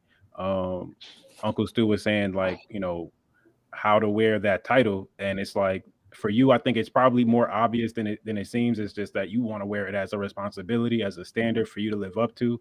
And then as far as like the bragging, maliciously speaking, that's what I came up here to do. I came up here to be able to talk to you, and that when I go out, I can tell people, yeah, I talked to Frank, Emmy Award winning Frank Gooden, and I'll brag on your name for you, and we'll all do that for you. It's good to let other people speak on your name in that way, so that you get to, you get the word of mouth. But while you use that for yourself, only to hold yourself accountable to the standard that you set for yourself, because we all want to see you grow, and we all see that you're humble and humility is the space that you need for you to grow. You can't grow if you already think you're at the top, if you already think you made it. But if you're humble and you wear the title, you're on your way up. And that's what I wanted to say really was that. And then I also wanted to give OG Patrice her flowers too. She's very humble, and she's also, I see she's gonna grow in her humility as well, just in the way that she was just responding. Like, I could feel that energy from her as well. So I want to give her a little bit of her flowers too, to say, like, I have faith in you, I have confidence in you, and that you're gonna do a great job, and that you're going to take criticism well. You're going to have those things pulled out of you that you didn't know were there, and I look forward to it. But that's all. I didn't come on here to talk too long. That's what I wanted to say. Thank you. I appreciate it. I accept those flowers. I smell those flowers, and they smell mighty, mighty beautiful. So I appreciate it. Thank you so much. Listen, we want people like Frank Gooden, Emmy-winning Frank Gooden, filmmaker, to be in the names with the Spike Lees, with the Tyler Perrys. We want his name to be there too, deservingly. You gotta earn it, yeah. Absolutely. Look, I got an inside joke, Zoe. You don't give her a little bit of flowers. That's the star of the show. You gotta come in with like 48 roses. Don't you know? You gotta have her fruits and everything ready when she show up. Oh, she can have it all. She can have it all. With a crew, No, I feel that. We Wait love till you. you see what I see it coming. Wait till you guys see what she does with some of these situations that her character Ava is in. It's gonna be It's gonna be amazing. I can't wait. I'm excited too. So I'm ready to go to work. I'm excited about working with all the people that made the cut. Obviously, Frank saw something in all of us that we can bring these characters to life, and that's what it's about, like bringing it to real life through his eyes, right? As a filmmaker, what he sees, what he knows that he feel that we can bring to the table. So I'm just excited and ready to go to work. Same here. Let's do it. Like all of this is exactly as Young Zoe mentioned. It absolutely is a responsibility, and it's for me, it's like making sure that this brother right here ain't dropping no kind of ball. That I don't drop the ball, but really more importantly, that I make sure that I do the work to push myself to be able to empower you all to do your best work. So that's what it's about. It's, you do the work, push for excellence, don't take any shortcuts, don't look for any, and then take what you have and put it out there, and then let the chips fall where they may. I've always done that, and I'm going to continue to do it. Well, I would just like to say something, if I may. Absolutely. Thank you. Again, of course, I'm honored, and I'm still sitting here in awe because I can't believe that I'm even a part of something like this, but I'm very grateful. But I also wanted to extend an offer to Frank. If you need any type of help behind the scenes, I'm willing to do that as well, because I really want to help promote the project as much as I can. And I believe that you may need some extra help behind the scenes. I'm not sure, but I'm also willing to do that. And this is a labor of love for me. It's not really something that I'm looking to get compensated for. It's just something that I'm greatly appreciative to be a part of. So, again, I just extend that to you. Thank you. Yeah. And I may end up having to be reminded of that, because I'm so accustomed. It's just part of how I was built and came up.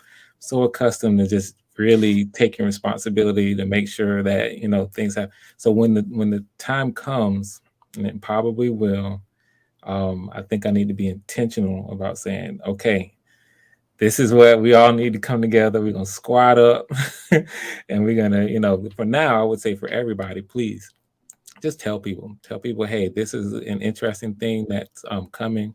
All we need to do is I told Uncle Stu this, and probably everybody here, we just need to get everybody's attention in the beginning.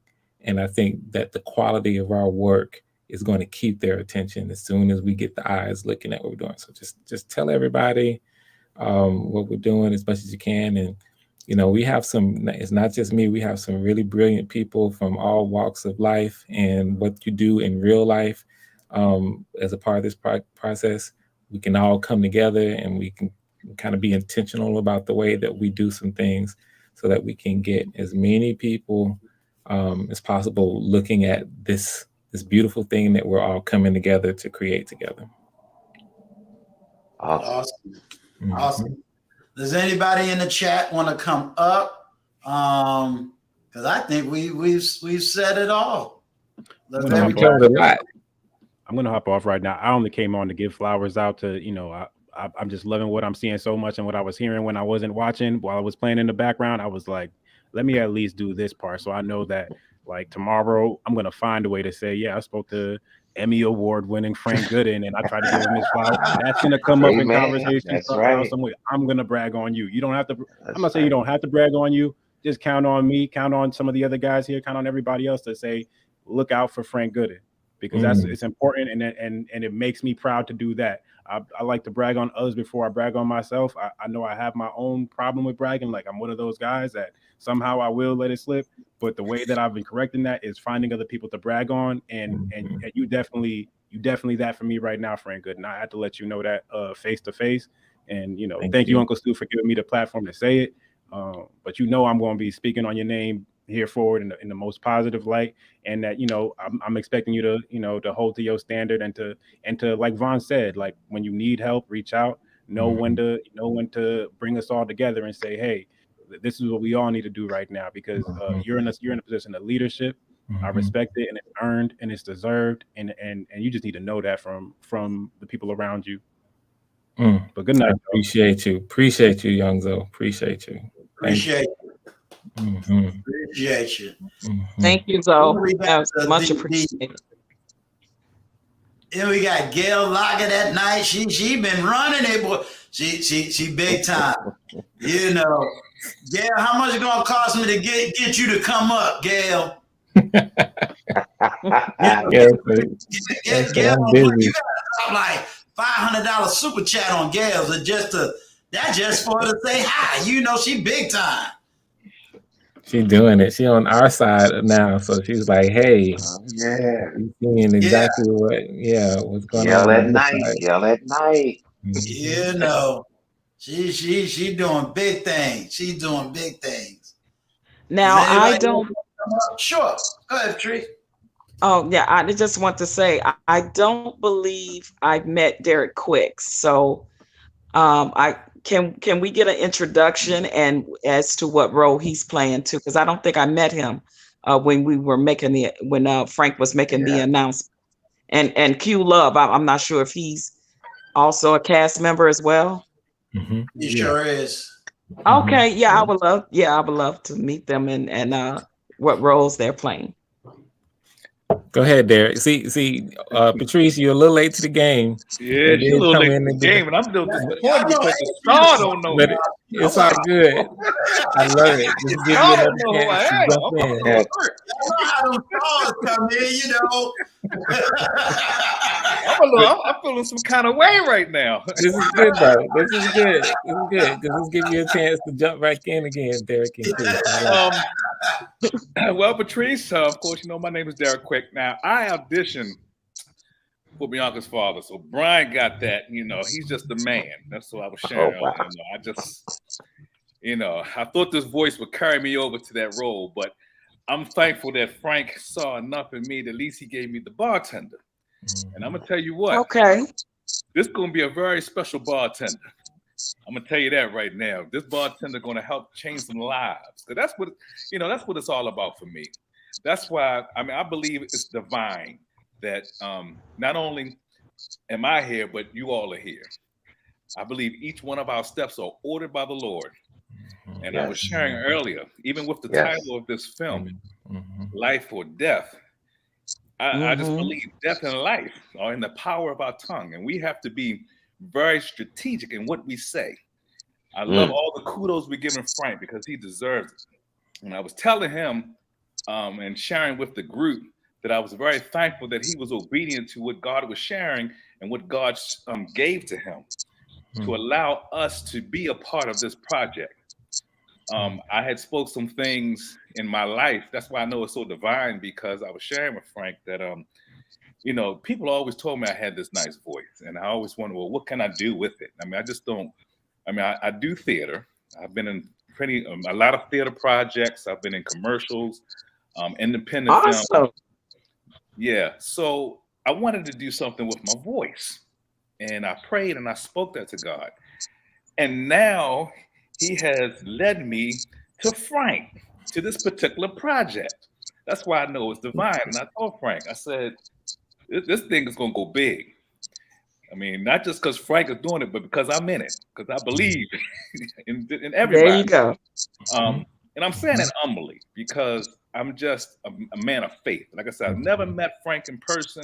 I haven't seen the script, but I just believe that this project is going to change lives.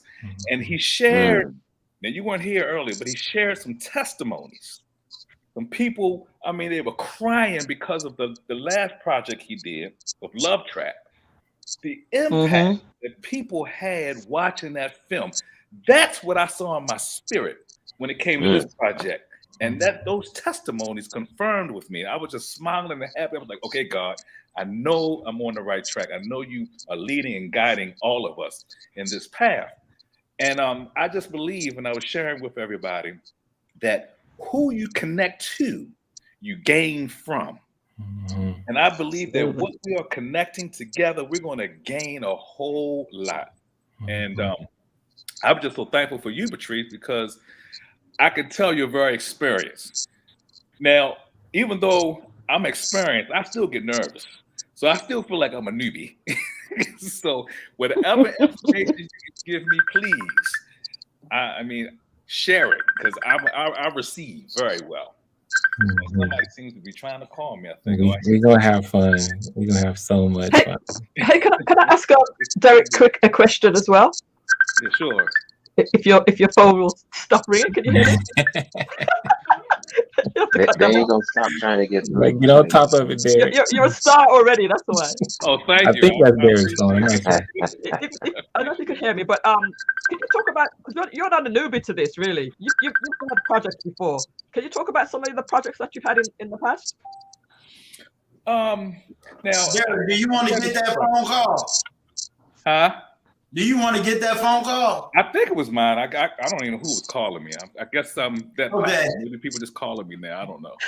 Okay, all right. Melissa, I started in the church, doing drama plays. That's really where I got a lot of my experience, is really through the church. And then I started doing community theater. So when I was in community theater, that's when I did some projects like Raising in the Sun, The Wiz, those type of plays. And then from community theater, I started doing independent films. So I'm from Baltimore, Maryland. And here we do a lot of independent film. And then I started doing commercials. So the DMV area is really rich in commercials. I mean, I've done so many car commercials,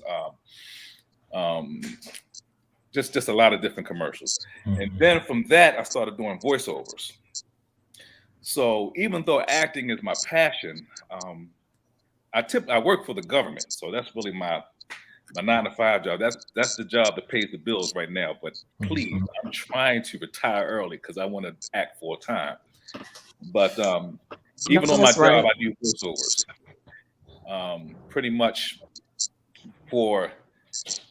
my agency that I work for is the National Institute of Standard Technology. So we basically set the standards for measurement and time.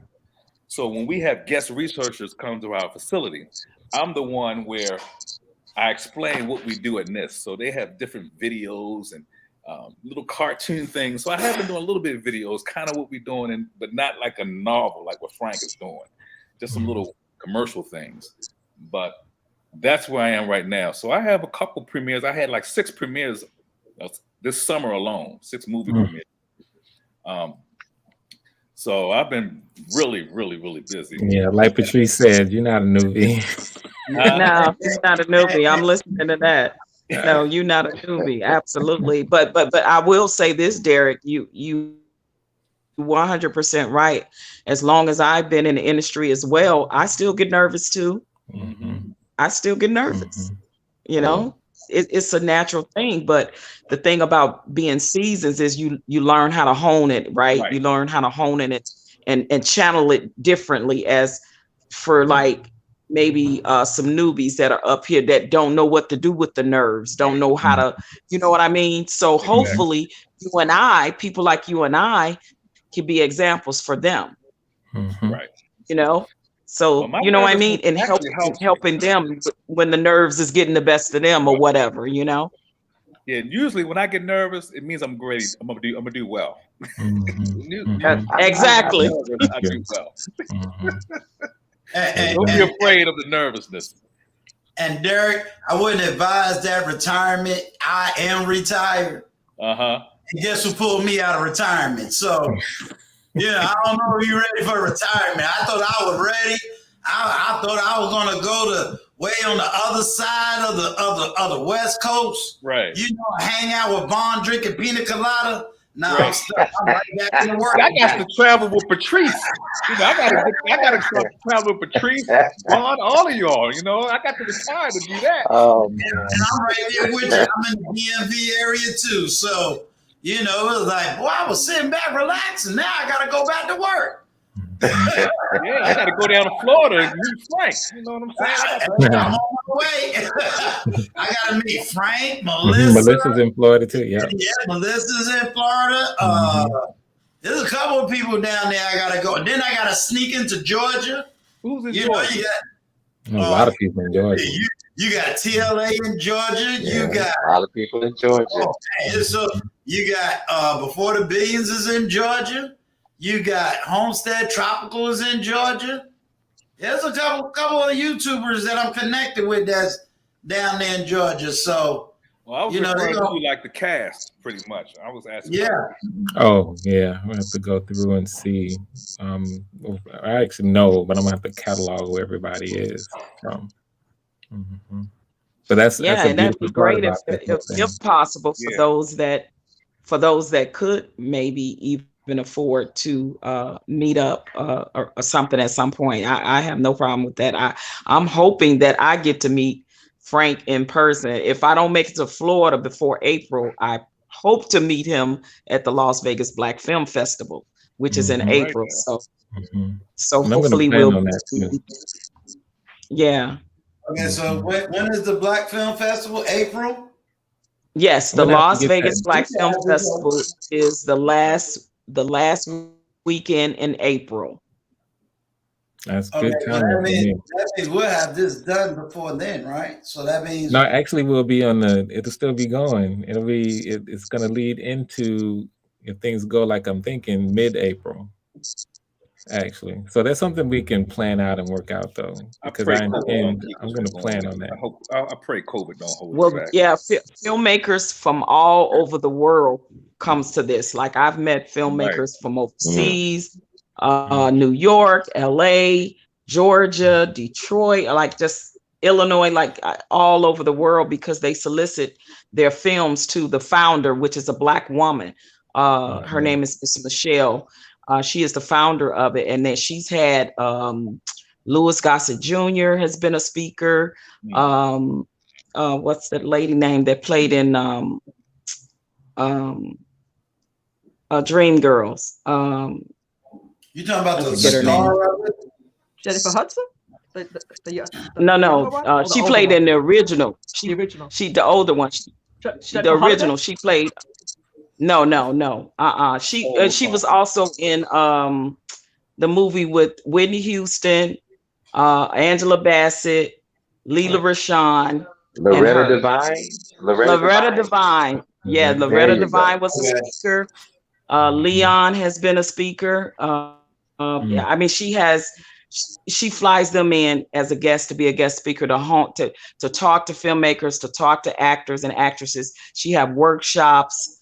And you get to, as a filmmaker, you get to submit your film to her, and if it's selected, where she gives the function is at a hotel casino in Vegas that has a movie theater in there, and your movie actually plays that weekend, and people actually come and pay to see your movie. So it's pretty awesome. Like I've been supporting her for the last 4 or 5 years. So. And it's just an awesome experience for anybody that's interested in as a filmmaker. Actors and actresses come. They have exercises there. They have panels. They have workshops. It's a whole weekend event. Frank, I got a question for you. When it comes to Frank, I got to ask you something about that. In order to put your films in festivals, are you not allowed to make it public yet, or will you be able to put this in a festival, or no, because it's on YouTube or what have you? I mean, how does that work? So that's a pretty good question. So the way film festivals usually work is that in their place in the overall kind of way that life of films, so to speak, is typically an indie filmmaker or a filmmaker will have your project, and then you submit to film festivals in order to number one, get critical recognition for the work that you've done. You see it kind of compete with what everyone else is doing and how it competes and how it's accepted by audiences and critical filmmakers and people in the industry alike. And so you would submit your film festivals across the country at very many ones, like I did with Love Trap. And that becomes a part of the overall push towards when it can get picked up. So usually kind of the etiquette is that you don't, it's not something that's been kind of out there first.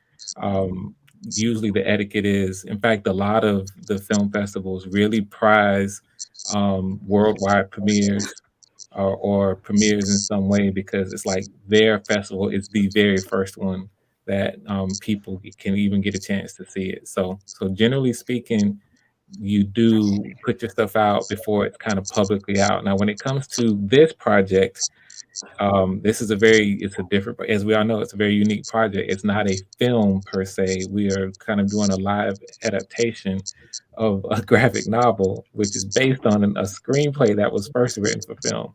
So it's very unique.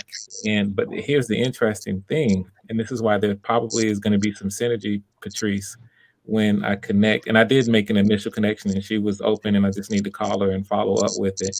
There might be some synergy because this is something that can be either advertised or marketed as a different kind of thing. It's a different way for us as Black independent creators, filmmakers, storytellers to get our work out. And Absolutely. because it's so new and different and unique, it's, especially if it finds success, it's absolutely worthy of discussion, talking about and saying, hey, this is another path, just in the same way that we've seen others create things on, say, the YouTube platform or social media platform and then blow up. Issa Rae is someone who comes to mind with what she did with hers, and then she completely blew up. And I hear that her story was an interesting story. Someone who comes to mind, a number of platforms before she even made it to HBO. Similar thing. If this is successful, then this is something that's worthy of exploring and saying, hey, this is just another way that someone very creatively was creative about getting their story out. And just by way of example, this is something I might even bring up to her when I talk to her. We still will be producing Life or Death, and that will be late in the run. So we'll probably be like in week 14, week 15, week 16 of a total 18-week run. How interesting would it be if I actually produce one of the sessions, basically that weekend's episode during that film festival, somewhere in the location of that little area? Imagine, that's just really interesting, because guaranteed by then we will have developed some kind of audience. Right. That's late in the run. Right. So that might be an interesting way to synergize and be like, this is something that's live, happening right in front of us. And absolutely. And I can absolutely, all I need is an internet connection and StreamYard, just like everybody else. So I don't have to be here to do it. All right. So, yeah, it's interesting. All right, I'm so glad that you and her have connected. She's a great person to network with. Every time I support her and go to this, I'm telling you, it's an awesome place for filmmakers to be, and actors and actresses, because you get to meet people, network with people, and come prepared with your bio, come prepared with any EPKs, or like sell yourself to these people, because you never know, about opportunities to work with people in the film industry. So that's right. Shout out to Brittany B in the chat. Salute. Welcome. Now, let me introduce Getty Radio Show. We just did a on the spot collab, but I think he's trying to grab me back one more time. So I'm definitely open. So welcome, sir. Welcome. Salute to you. What's happening? Any Getty, questions? you're on mute right now. Oh, you know what? I'm the one who did that. My bad. Salute to you, sir.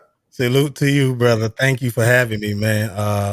Shout out to the panel. Pleasure to make y'all acquaintance. Yes, I was on the live, and Uncle Stu just popped in, and I'm a new YouTuber, new to the space. Started my channel back in September, and I've been watching Uncle Stu, TLA, and things like that. And he popped into my chat 2 nights ago, man, and blessed me. We had a great conversation. He enlightened me on a lot of things, gave me some direction, gave me some great information. And he told me about this film.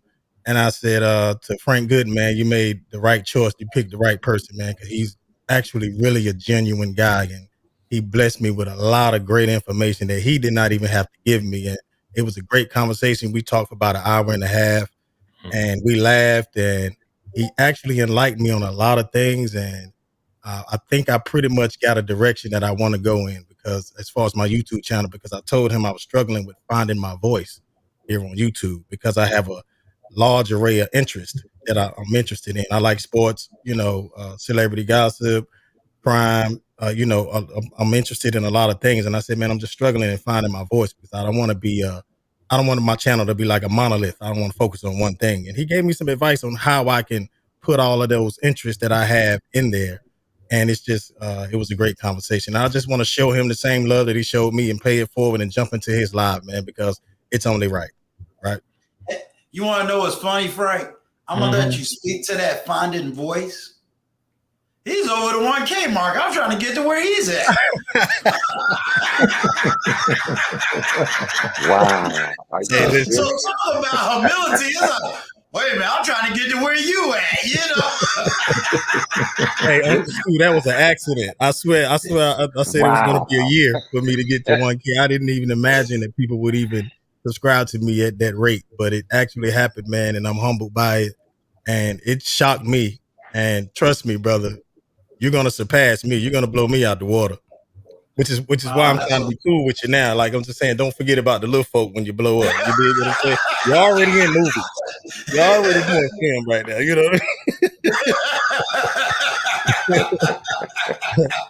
I mean, that's what's beautiful about this whole thing is and you've heard me say it a couple of times now. This is like truly, I think this is a renaissance period for Black content producers, specifically on YouTube. And we all coming up together.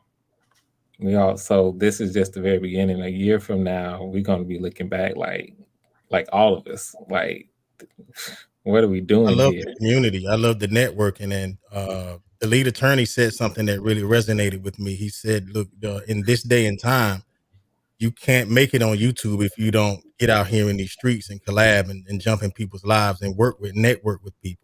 Mm-hmm. And I took that to heart, because naturally I'm an introvert, right? So, I kind of thought that I was going to be able to get on YouTube and just, even though I got to 1,000 subscribers relatively fast, but pertaining to other people, but that resonated with me. And I said, man, let me get out of my shell and get out here and start talking to the public. And Uncle Stu was actually the first person that I actually reached out and asked for a collab. I said, man, I want to talk to this guy, because I love the fact that he has people on his lives, bearing their souls, and he's not judgmental at all. I mean, at the end of the conversation, both parties walk away feeling great about the conversation. And I felt like that's a great skill to have. And I'm actually learning how to interview, because that's what I want to end up doing at some point on YouTube by watching Uncle Stu, because I love the fact that he asks deep questions, but it's not in a judgmental way. And he's not attacking anybody. He's not antagonizing you. You know what I mean? He's just giving you an opportunity to bare your soul, and then giving you some great information on the other end, whether it's right or wrong, whether it's on the contrary of what you're thinking or whatever. The way he delivers it, no one's offended. And I like that skill set. Mm-hmm. Thank you.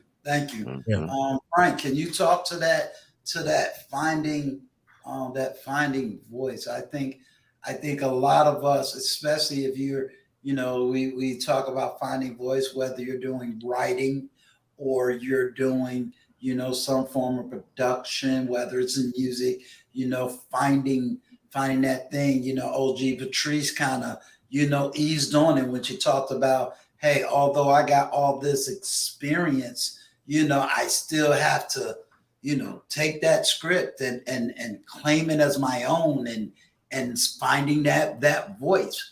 Can you speak to that finding that voice? Mm-hmm. Absolutely. I'll touch on it. And I think I saw Melissa maybe might want to jump in. I saw you maybe unmuting, but what I'll say is that, so this notion of finding your voice has everything to do with understanding what the story is or stories are that you want to tell, that's a part of who you are. And this relates directly into sort of what I've been going. You'll see several videos about the power of story and the power of how we tell our stories and how unique and important they are to be told. So when we talk about finding our voice, it kind of, even before it started, and it kind of talks about this, or at least it's a part of the conversation, is okay, finding your voice, but what are you going to do with the voice? You know, finding your voice is about finding who you are, and you have a voice. How your voice is characterized by the things that you say, or that the things that you have to say, or the things that you have to contribute to the world from your own personal experience. You know, God has placed only one of us individually, and it's only going to be one you, one me in the entirety of existence. So our point of view, I mean, from past to present to future, it's only going to be one of us in this point in time. So we all have something unique that we have to contribute to the humanity, the people around us, either now in the present tense or, you know, people coming after us. So finding your voice has to do with discovering who you are and what your place is, and how you want to kind of present yourself. And then it's a matter of putting that out there, like going ahead and stepping, even if you don't necessarily know at the very beginning what your voice is, getting out there and taking your time and experimenting with, in this case, YouTube, putting stuff out there where you just follow your interests. And for me, being patient enough to understand that when you go through that process, you're going to find it, and it's going to happen at whatever point, but understanding that you're following what your passions are, and then it's going to come to you. So to me, that I'm touching on it, but I think that that's what it is, and that's part of the process of how you discover it. Having the patience and the confidence to step on out there and be who you authentically are, as you figure out, well, these are the things that I have to say. This is what I want to tell. And you're not necessarily being directly or overly influenced by what other people are doing. Like TLA has a strong presence, and it's real easy to want to say, hey, I want to be just like this. I like what he's doing. And but if we have the space to be our own presence, and we can have that be as strong in our own way as he is with his, or others are with who they are, and so having the patience to allow that to come to us, and then we step into our purpose. I think Melissa was going to jump in. Mm-hmm. Yeah, Melissa, can you speak to that?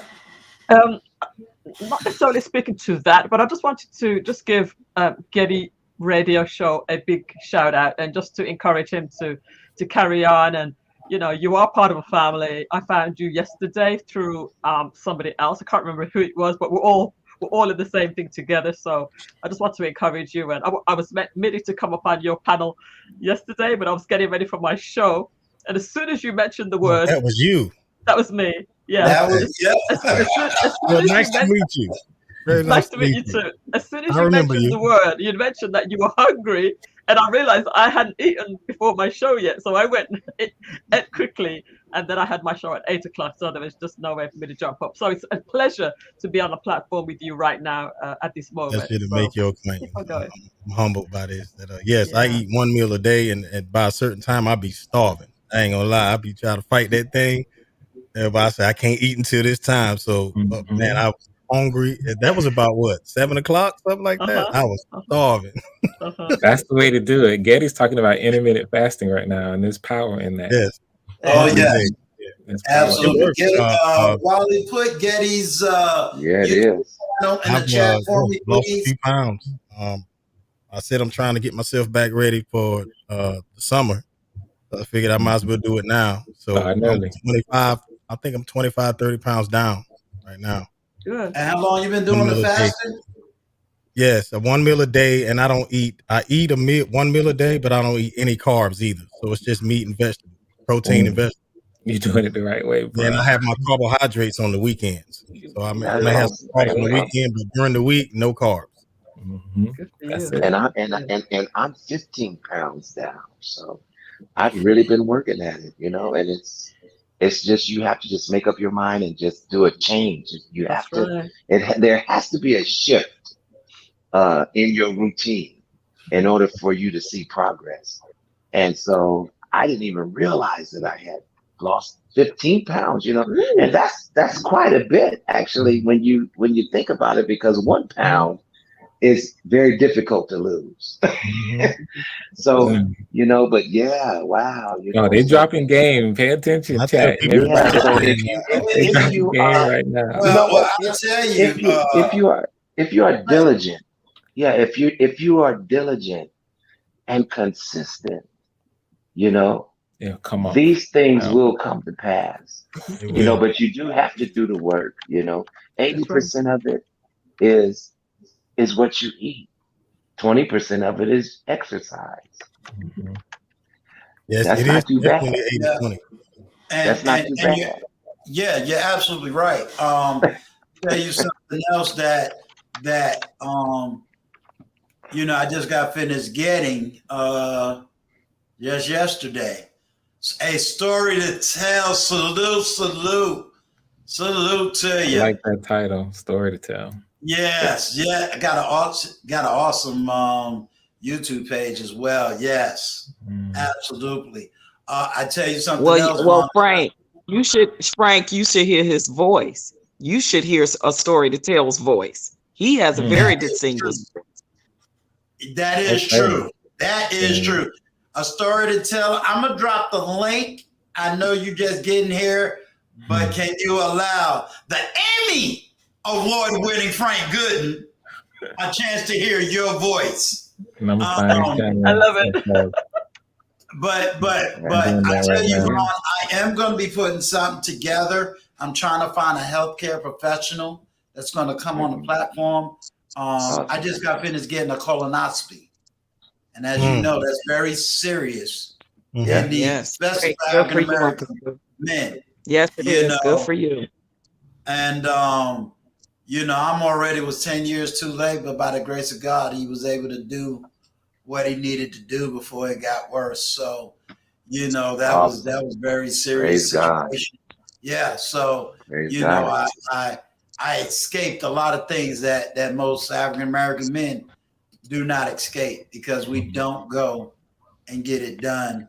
All right. Thank you, Story to Tell. He's gonna throw on a shirt. He's coming back. Okay, I still haven't heard from Q Love. He hasn't had a chance to introduce himself.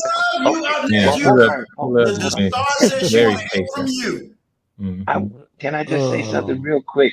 Sure. I wanted to just say something to Patrice very quickly. You know, I love you, my sister. You are my Chicago sister from the South Side.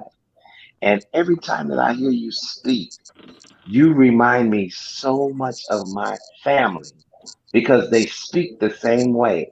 The majority of the females in my family speak like that. And it's because of their origin. And I swear, and I know when the Chicago's getting ready to come out too, when I hear it. And you know, I just wanted to let you know that, you know, I love you, my sister, and I appreciate you. I appreciate we have been on many panels together. And, you know, I would love to get, if we could correlate through email, you know, my email is my first and last name at Yahoo. And, you know, but I really appreciate your perspective and your passion when you are on these panels. And Thank you. And I love you right back, bro. I appreciate that so much. I never had a chance to really say that to you. So I'm taking this opportunity to do so. Thank you. And right back at you. Can I just brag for a second? Because OG Patrice cammed upon my show. So I'm just happy about that. Excited about that. Oh, I remember that. Up on my show. That was fun. Right? That's all. I'm just playing. I think we're waiting on you. Q's been so patient. Oh, Q, what you got? I'm all right, man. I'm trying to figure out where to start. I've had a very long life, 27-year-old. I'm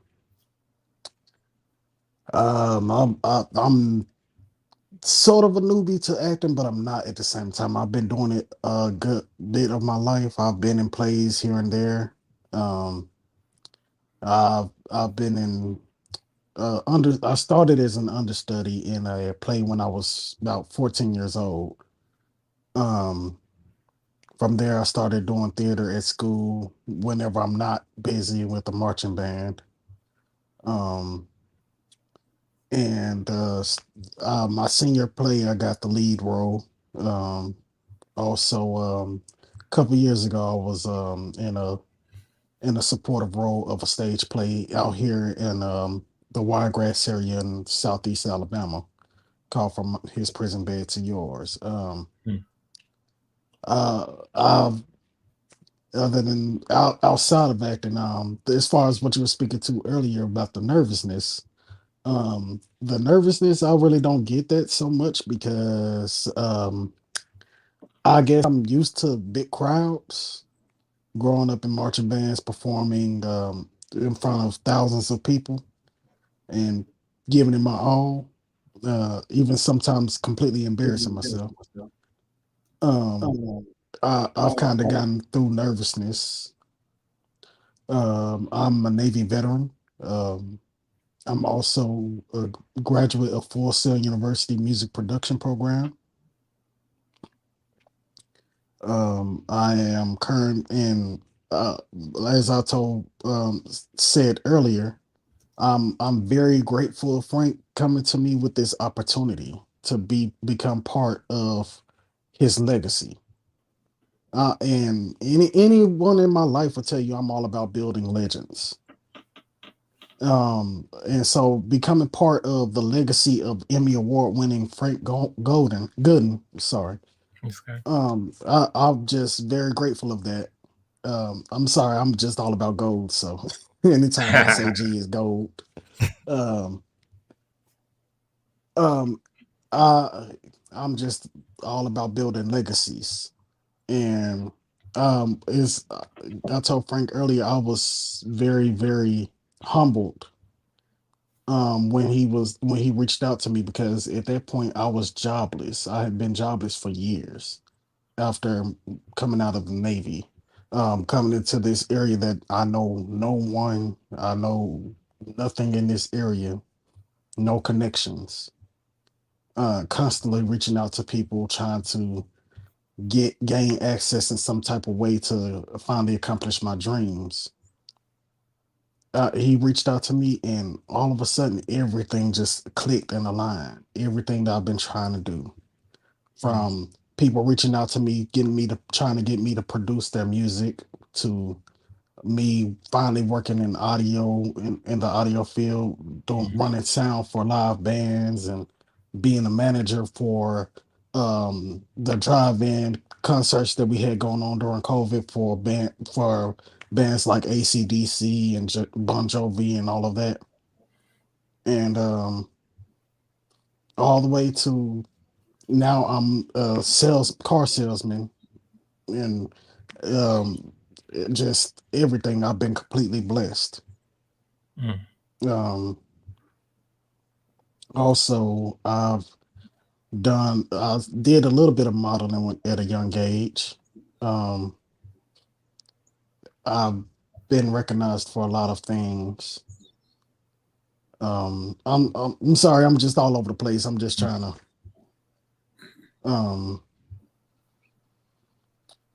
I've done quite a bit.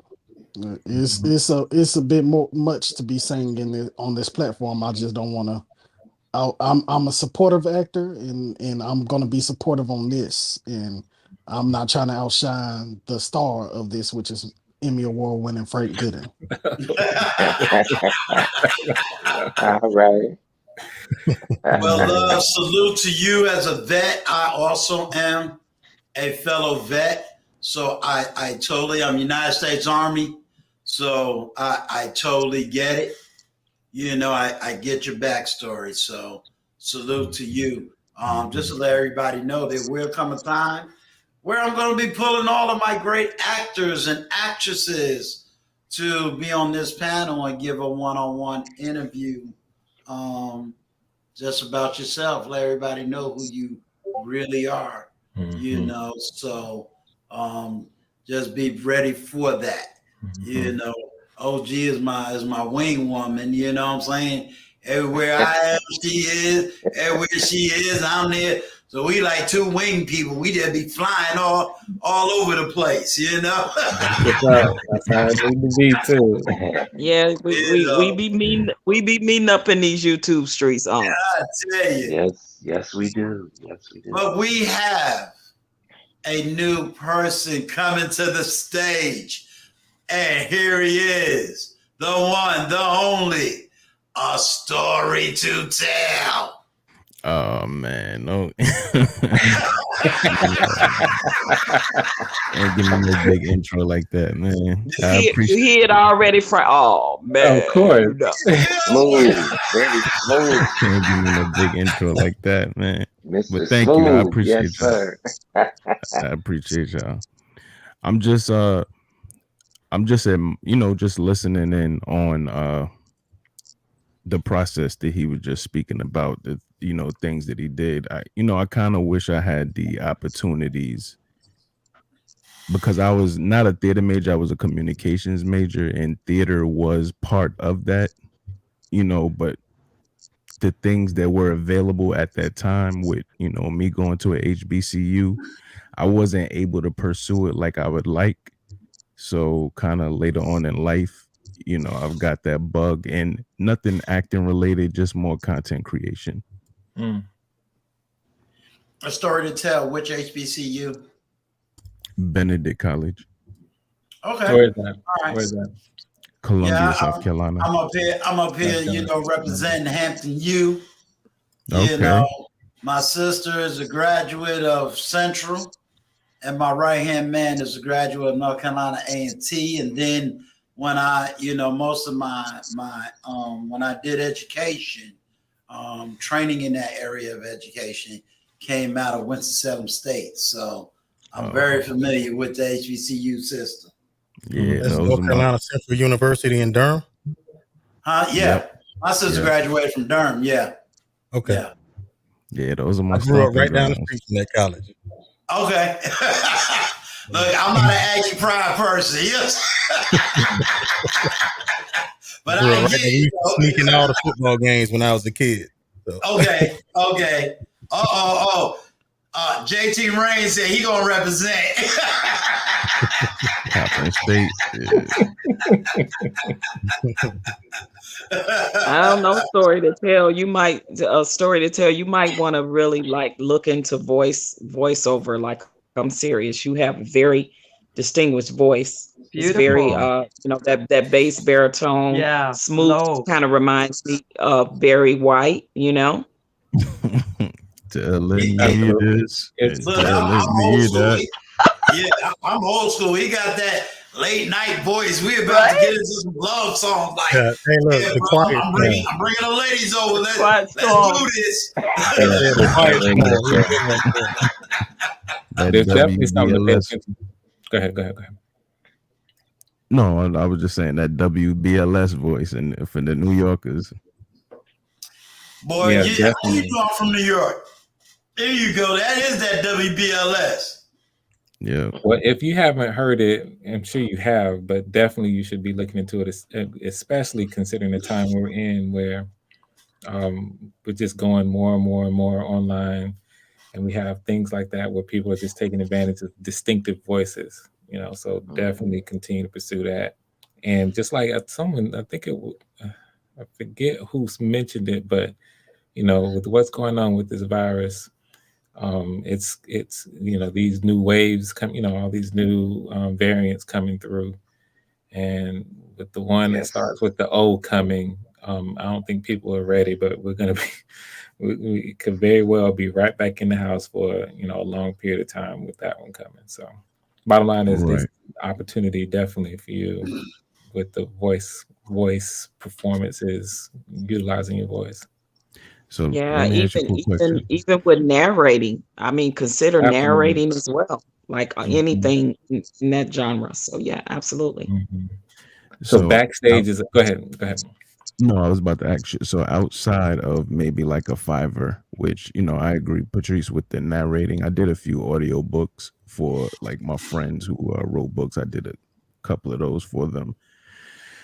Outside of that, what direction would you point me in? Oh, it's so funny. We're on the same wavelength. Backstage is an actors platform. If you look it up, it's just Backstage Actors, and you can very easily create a profile on Backstage. And it might be free. I'm not sure, but whether or not, if it does cost, it's not going to be a whole lot. But you can create a profile. And the key thing is to then, once you create that profile, respond to all of the productions where you feel like you have some synergy, and then you submit your auditions the same way that I had my actors submit auditions for Life or Death. And it might not take you too long to begin to get a lot of takers, because your voice is a unique one in a lot of different ways that a lot of different people are looking for.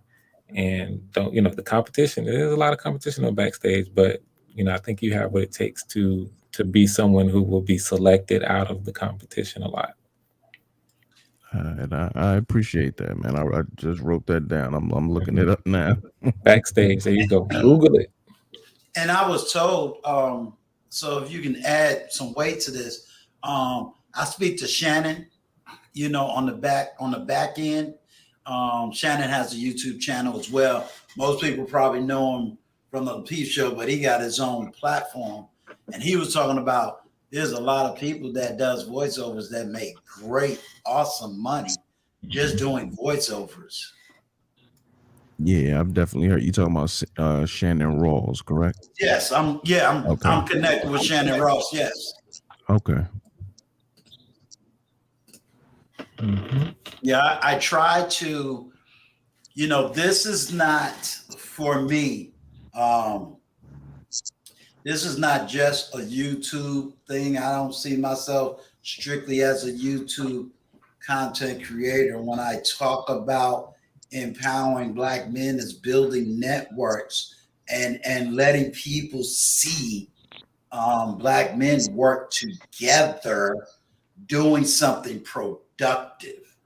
You know what I mean? It's not about me. If all of a sudden you became, let's just argue, you became a multi-millionaire because I was able to put you on a platform and connect you to the right people, then guess what? My legacy is awesome.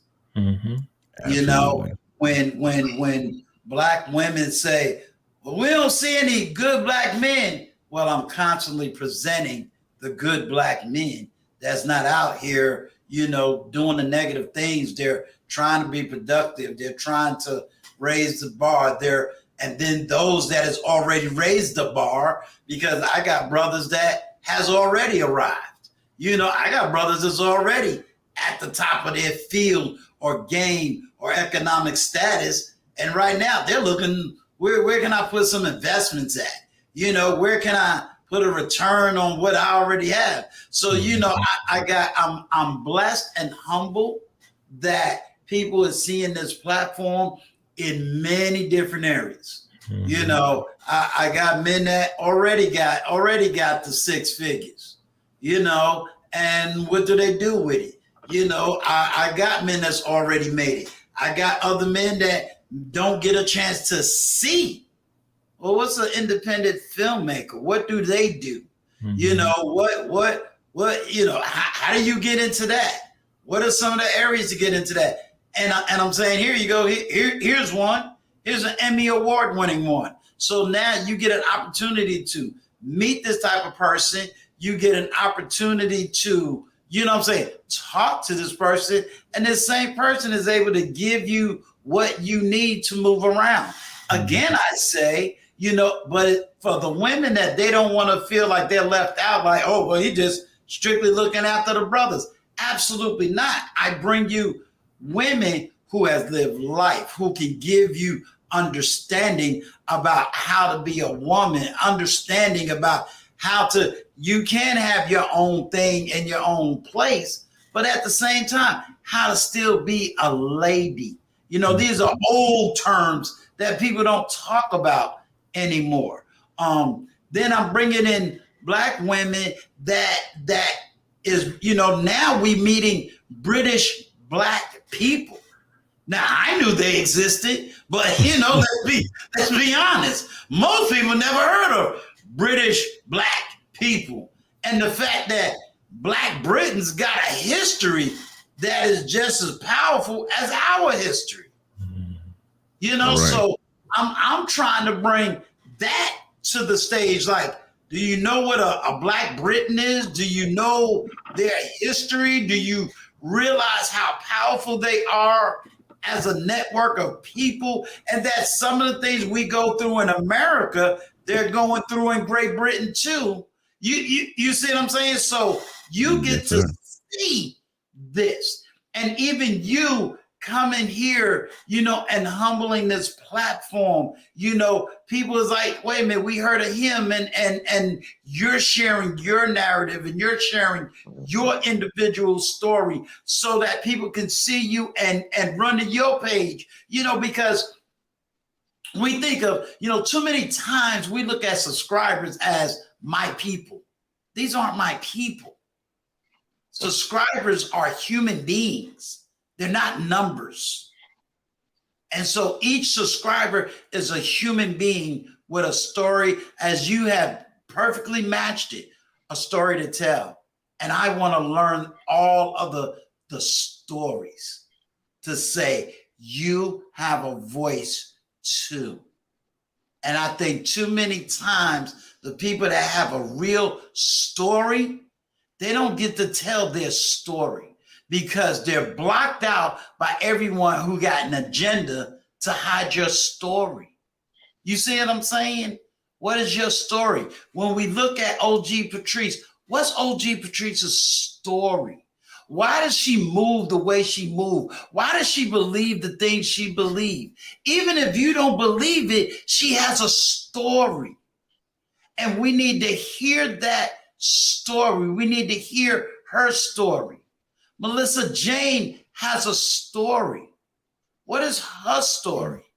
What is Von's story? That's why, you know, it's sensitive when people say, well, what is the Black narrative? I don't know what the Black narrative is when I have met so many people who look like me, but didn't come from where I came from.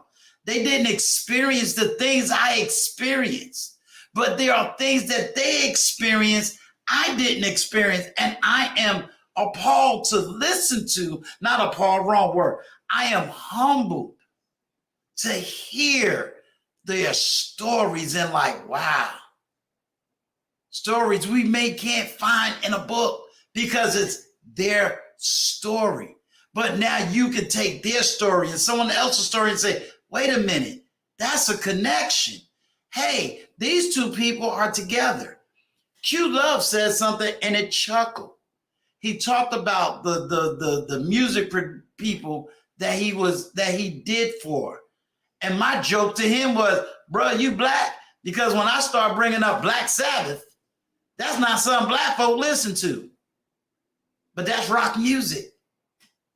You see, and that's where the empowering comes from. People think empowering is something where if you don't believe the way I believe, then we that's not empowering. Empowering means to get you to the level where you can be free to be who you are as an individual.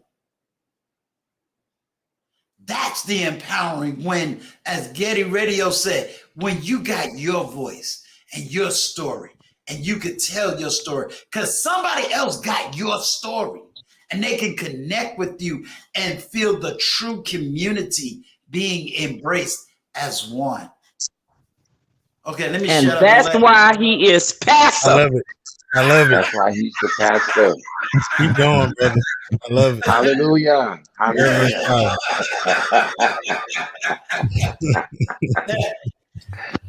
But you know what? I thought I saw Ashley. Is it Ashley, a cast member? I saw her in the chat. Tell her to get herself on up here. But everybody, I have to go. I have a meeting. I enjoyed this, and I will be listening in the back. I love you guys. I look forward to working with each and every one of you. We are going to all break a leg, not literally, but as they say in show business. Thank you so much, Frank. Patrice, you better send me an email. Quit playing. What's that? Yeah. I said you need to send me an email. I'm sorry, I didn't hear you. You gotta go through her agent. She don't talk to the phone no more. You gotta go through her agent. No, I said she needs to send me an Oh my God, stop it. I'm gonna email you, Vaughn. I'm gonna email you. You said at Yahoo, right? That's right. You got the first and last I will name, email so you, brother. I will email you. And thank you guys. I will be listening in the back. Okay. Nice. OG Patrice, nice. I'll be doing the same. I'm gonna have to piggyback on what Patrice said. I still have a few other things to do for the night. Thank y'all. But I Thank y'all will for having definitely me try up. to keep in touch with you all, and I appreciate you, Uncle, for giving me this platform. Yes, and I appreciate you all. I appreciate you, Frank Gooden, for giving me the confidence I needed and giving me a boost back into my life and giving me the opportunity to show who I'm truly am, and also giving me the opportunity to help you further your dreams. Thank you. All to God. Yes, sir. And I'm definitely inspired by this, and I'm definitely looking forward to seeing what we make of this and see how big we make this. Yeah. Me too. Looking forward to it. And Thank you. I'll just catch you all another time, and I hope all of you have a blessed night. Have a good night. You too, man. Nice You to meet too. Yeah, actually, I'm gonna drop myself. It's a busy day. I did a show at 7 with somebody else, and before that, I was talking with Mr. Frank Gooden, Emmy Award winning. So again, it's a pleasure to be with everybody. It's going to be so exciting. So I'm looking forward to it all, and that's like Patrice says, break a leg, everybody. All the best. Yes. See you soon. Yes. Thank you so much, Melissa. All right, Melissa. Bye, guys. All right, we got another actress in the house. Welcome. Ashley Jackson. I'll talk to y'all. Thank y'all for having me. Hey, I can. I think I may. Can y'all hear me all right? Yes. Yeah, so we're coming in and out. You kind of dropped into the matrix a little bit, but I think we're good. You know what? If y'all give me a second, I'm going to actually get on my laptop. This is my phone. You're actually clean right now. Oh, I'm clean? Oh, okay, cool. Okay. All right. Well, hello, everyone. I'm so glad to be here. Uncle Stu, thank you so much for having me on your show. Oh, thank you for gracing me. Uh-oh. I'm hearing every other word from you, Uncle Stu, so I think I'm going to have to probably... Okay. I don't think the Emmy Award winner is going to leave until his star shows back up. So you do what you have to do. Will do. I'll be right back. Well, in the meantime, I just had a question for Frank. And I was just curious if you could briefly tell us a little bit about the person that is doing the graphics and the art of the characters, and how did you come to meet that person, and how did you discover their ability to do those graphics and all of those different things? Thanks for that question. That's definitely another, like, this whole story is definitely a part of sort of a testimony to how God moves and to being on God's timing. So the person who is the main illustrator for Life or Death, her name is Yuman Park. And Yuman Park is when we met was a young lady who I met online, who at the time that we met, we've never met face to face. At the time that we met, lived in South Korea. And so this is a South Korean illustrator who also is a Christian who loves God. And we connected in that way, who gave her talents to, she's the sole illustrator of the transforming the screenplay, which was a full feature-length screenplay, into the 5 different graphic novels. Like, we broke this down into 5 books. And so when we made our connection, it was a similar, same connection, where we have someone who, for a lot of different ways, and we'll probably get a chance to let her tell her story, connected through, the providence of God and God's timing. And when I tell you, like, her story during the process of when she started, she was in South Korea, and throughout the process of illustrating all 5 books, she moved from South Korea to South Africa, Johannesburg, I believe, but South Africa, and was still working on the project while in South Africa, and then eventually moved back to South Korea throughout the time that this was being done. So it's going to be interesting when I tell the story of how long it took me to write the screenplay and what I went through to write the story and get it to the drafts, and then how long that process took of creating the 5 books, which was, over a year and almost a year and a half in total from beginning to end. So she has, and as a Christian, she has a very, very powerful testimony in terms of her family, who she is, and very interestingly enough, her connection to our Father, who is very different than the way we are accustomed to here in the States.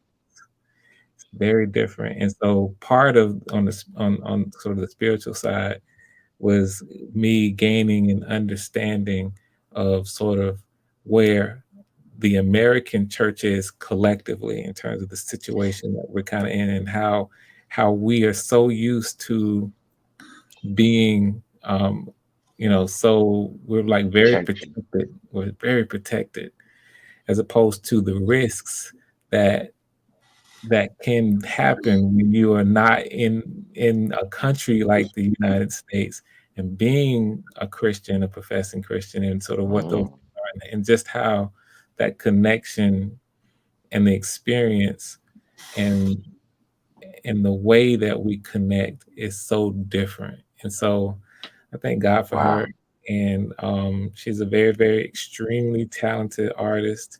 And we instantly had a really, really nice connection. And I worked with her in the same way that I would work with any of my other talent, to allow her to bring part of who she is to the process, which she did. And I think that the work strongly benefits from it. And in some ways, in its own ways, transformative in its own way. And so the work is already done. There is no current person right in the here and now, right now, who's doing all the illustrating. All that's done. I'm going to animate these illustrations that she's already produced. But interestingly enough, there's going to be a kind of an opportunity for her after the fact to continue with some of the illustrations of some things that we're going to do. So I hope that answers your question. And thanks for about her. It's pivotal. Let me ask you this, Frank. Do you have those? Because I know on one of your photos you actually show sort of the illustrating books themselves. Is that just for you? When I say for you, meaning your scripts, or is that something that, let's say, you're going to end up publishing as a literary work? Good question. Like they're done, they're there. What we're talking about for everybody to do, and I'll do it real quick. I'll kind of fly through them since you're kind of asking about it. Is, you know, this is book 1. You know, this is book 2. This is book 3. This is book 4. And this is book 5. And so, you know, they're done, and we're gonna see where this goes. I believe strongly in this direction that we're taking.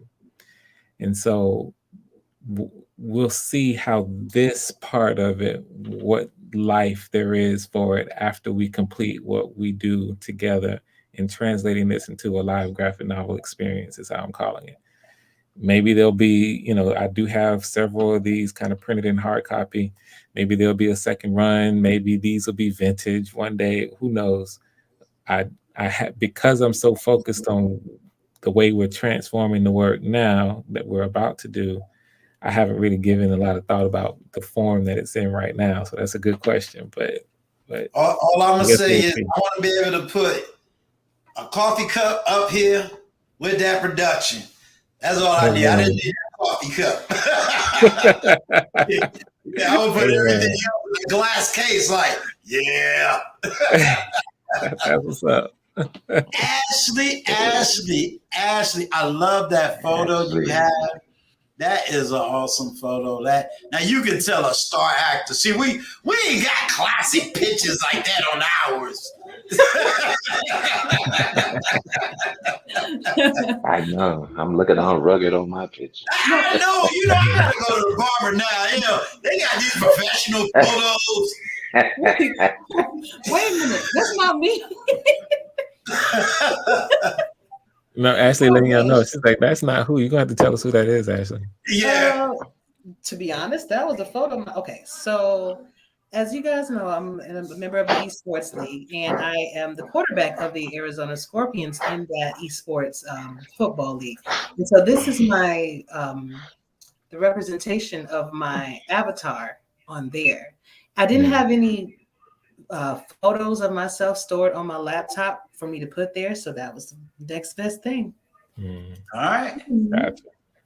Gotcha. I almost mixed it with I think she's a jazz or blues singer. Lord, they just did a major documentary of this woman, and now her name just escaped me. But first I thought that's who that was. I was hoping Vaughn helped me out here now, you know. Nina Simone? It looked like I thought it was the start of sport. I thought it was the start of sport. I said Nina Simone. Yeah, Nina Simone. That was the name that escaped me. Nina Simone. Yeah, that's who I thought that was at first. She is a very talented artist. As a matter of fact, my 14-year-old daughter loves her. Oh yeah, I think she's, you know, she needs to be, when I say brought back, you know, to really hone into who she is as a musical artist and her genre. I mean, she's just awesome. You know, it'll probably be hard to really get her acknowledged in these times, you know, but as an artist, she's awesome. She's awesome. Indeed. But I am super excited to be on the show and, you know, be a part of this production. And, you know, I see it gaining traction, and it's every day that goes by, I just get a little bit more excited every time. Yeah. And you know, what is your background, Ms. Jackson, in this whole background production? Just a little bit about who you are as an individual. All right. Well, as an individual, I am married with 2 beautiful children. My son is 5 and my daughter is 14. Okay. I am currently a leasing consultant for an apartment complex, but I am also a sales representative for Public Storage. I literally just got that job not too long ago, so I'm working from home. Congrats. Thank you. And using my voice is pretty much what I do on a day-to-day basis, whether it's answering phones, whether it's doing my podcast. I have a couple of them that I do. That's just my passion. So when I found that, I've always wanted to be in commercials, and I've always wanted to do that sort of thing. But a friend of mine, Bo Martin, asked me why don't I consider like voiceovers, and so I talked to him about it, and he was like, well, maybe the next opportunity that presents itself, you need to just try it and see if you like it. And here comes Frank.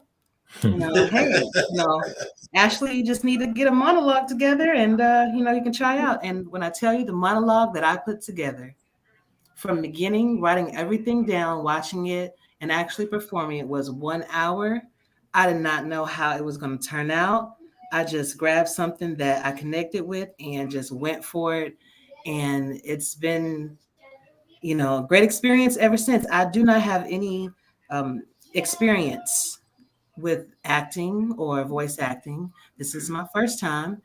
And I'm just truly grateful to be selected out of 500. Did you say 500 people, Frank? Mm-hmm. Over 500. One of the ones that are selected to even have a role in this. So it means a lot that I was given the opportunity, and I want to perform it to the best of my abilities and make this thing go as far as it can. Now, what is your character? I am the 911 operator that I believe the witness will be speaking with. Okay. Okay. I was reading for Caroline at one time, and that was fun. That was fun. And you did a good job. What you say, Frank? You did a good job. I appreciate that. I really do. I did not know that was one of the leading characters. For some reason, I was thinking it was a supporting cast member. And so I was nervous. I was really, really nervous because I knew I had so many talented people that were surrounding me that had years and years and years of experience. And there was a time that I felt like I may have been over my head a little bit. But then once I got the part and just started reading it and just saying, Ashley, just do it and see what happens. It just worked out. And though I wasn't casted for Caroline, I'm still super, super happy and super, super excited for the opportunity. Frank, that's very interesting. When you hear about auditions and you hear about, different actors and they say, I didn't get the lead role. They end up getting the second role. And then like their next movie, they end up being the star. Or they're getting awarded for being that supportive role. Can you explain that? Like, what really is that when people talking about this person got an award for being a great supporting actor? What does that mean on stage or film? Well, so it's very common for young actors or actresses with talent, and when I say young, meaning just haven't had the experience in the field, to start out with the smaller roles. Very common because you do need the opportunity to get the kind of experience that will then someday propel you into larger and larger and larger roles. Kind of start out with bit players and then supporting roles and then lead roles. And so it's always like I'm glad and appreciative that people like Ashley who are coming in and kind of new to the space understand the fact that the opportunity is there for you to jump in and get some live experience and then continue to grow and improve from that is a valuable thing. It really is. So there's even though technically, you got lead roles and then supporting roles and bit players who technically there is, a larger role because of the amount of responsibility, and smaller roles. Every role counts and every role matters.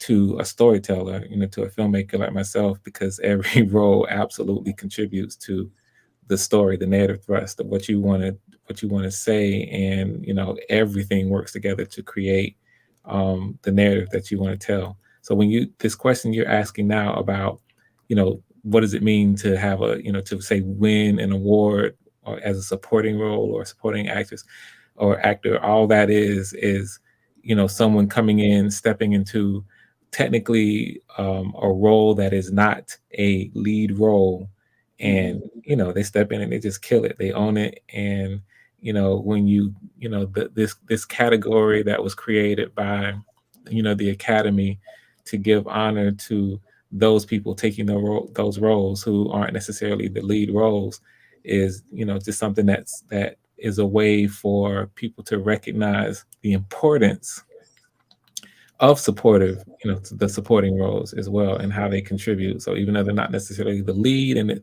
they're not the protagonist or maybe the main antagonist, their part is a very crucial part and a very key part. Properly written, supportive roles inform other aspects of the overall theme that you want to tell, so they're a part of it. And so you absolutely have to have them in the story. This particular role is a I would say like a supporting role, but it's a bit role. And even though it's a small role, like I said, it's something that is just as important as anything else in the whole scope of telling the story. So that's what, if you're asking me that's kind of what we're talking about when they win awards for supporting roles. I will say this, when I think, and I'm probably going to, to boggle a lot of things, but I'm going to tell you who really impressed me in a supporting role, who is definitely a lead role person. But when I saw The Butler, and I saw how little Oprah Winfrey really did up until one part of the whole entire, I really had to give her credit as an actress, because you would think her name would have shadowed the whole movie, but in reality, she played that second role and allowed these men to really, really come out front. Is that what I'm looking at when I'm looking at that supporting role? Or would you say she was a lead player in that movie? So it's a different thing. See, I'm trying to actually remember, when did The Butler come out? I'm just trying to think very specifically. It came out right around the time of 12 Years a Slavery came out. They came out within that mantra. The Butler was based on a true story about a guy who was a butler for the White House, and it basically tells his story, but then it tells his son's story as they're living out this historical time. The son is, one thing and arguing what's going on in America, while the father has a whole different, visual role in that. I'm trying to think of, was it Charles S. Dutton? I think it was Charles S. Dutton was the lead actor. I'm looking at Forrest Whitaker here. Forrest Whitaker, Forrest Whitaker, I think I feel like I might have missed this movie. So this is something that I might want to see. But to answer your question kind of in a general way, if you're asking, so what happens is, the supporting roles inform what's happening with what the main characters are doing. And all it is, if you're asking kind of about the importance of the fact that it's Oprah Winfrey who played that particular role, right? It's if it's a supporting character, then that's what it is. But if someone comes in and they're completely serious about this character, or a lot of times it has to do with how the character is written. If the character is a particularly impactful character within the scope of the story, and it's played by someone who has thrown themselves all the way in, and it's an authentic performance, then that's how you can get sort of an acknowledgement of a supporting role. Something that comes to mind for me, and this is going back a little bit, I don't know how many people saw Devil in a Blue Dress, which was a story. Yes, I have. Okay, so you know that's Denzel's movie through and through, but that was one of the first, it might be the first on-screen appearance in a supporting role for Don Cheadle, who okay. And Don Cheadle literally stole some scenes from Denzel Washington. Wow. Okay. You're gonna make me go watch the movie tonight. Absolutely. Yeah. Right. You can't. How do you still? He's an excellent actor. Absolutely. And see, he was brand new. Denzel was Denzel at the time. People didn't know who Don Cheadle was. Don Cheadle has gone on, of course, to have an outstanding career in the industry. Outstanding. He's one of the greats. But at the time, he was brand new. And so you have someone with some serious talent who embraced the role in a very authentic way. And he brought something that shocked people, and you don't steal scenes from Denzel Washington. That doesn't happen, but he did several of them, and so so that would be an example of someone, and he might have even gotten some acknowledgement with a nomination for Best Supporting Actor. I have to go back and look now. I wouldn't be surprised if he did. So all it is when someone comes in and really inhabits a role in a seriously in a crazy way that then of course supports the story. That was by no means was that Don Cheadle's movie, but his character was so important to the narrative thrust of the story, and those scenes between him and Denzel are like crackling energy. Anybody who's seen the film will know and remember those. That's the importance of a supporting role. Boom. Okay, so getting all about it. Right there, yeah.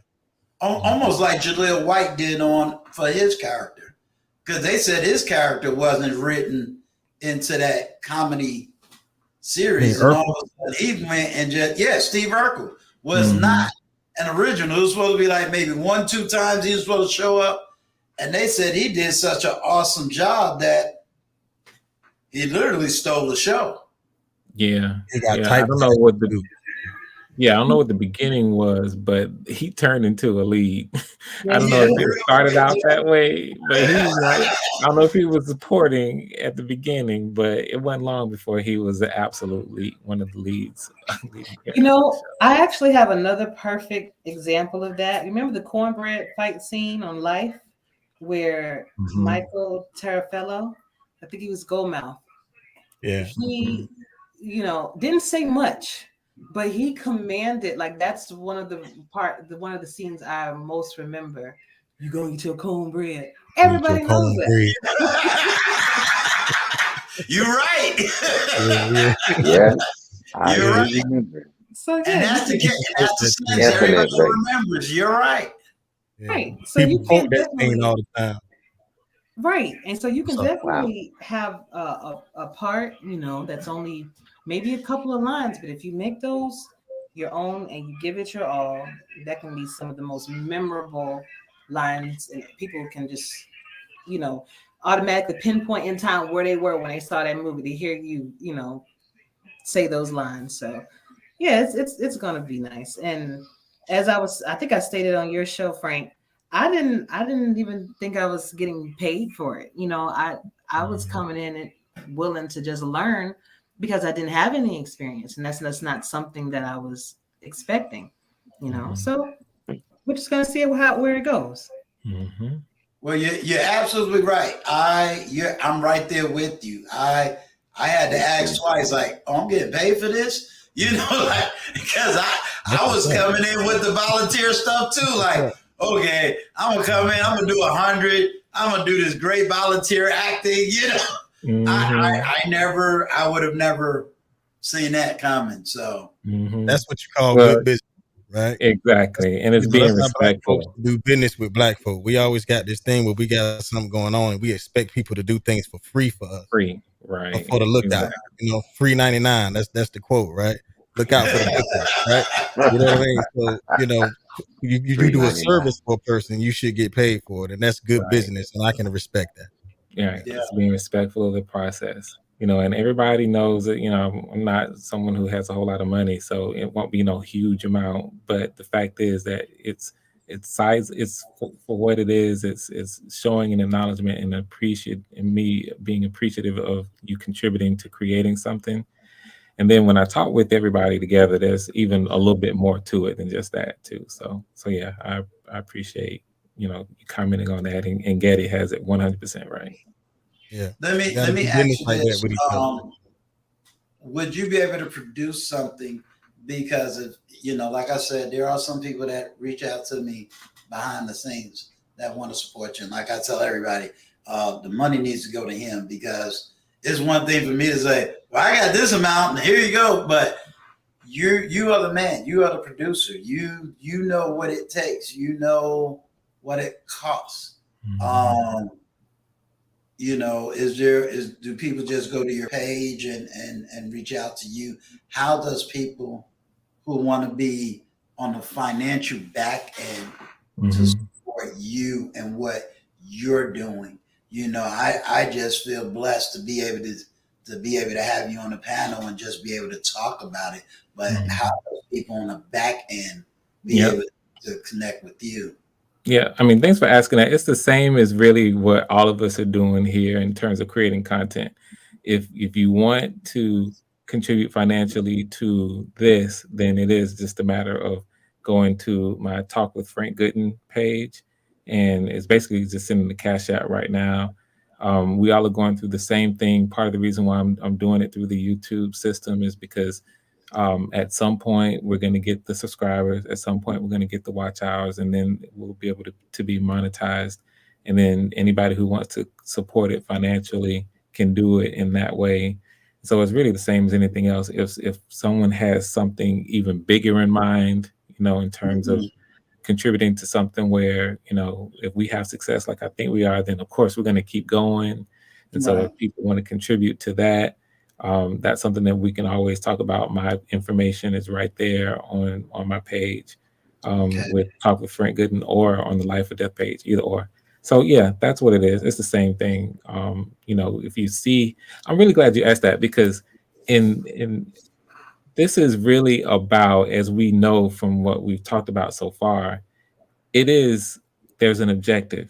This is mission and vision oriented. Like there's a purpose why we're doing this. And so you really are contributing to the individual and to more importantly, the overall purpose.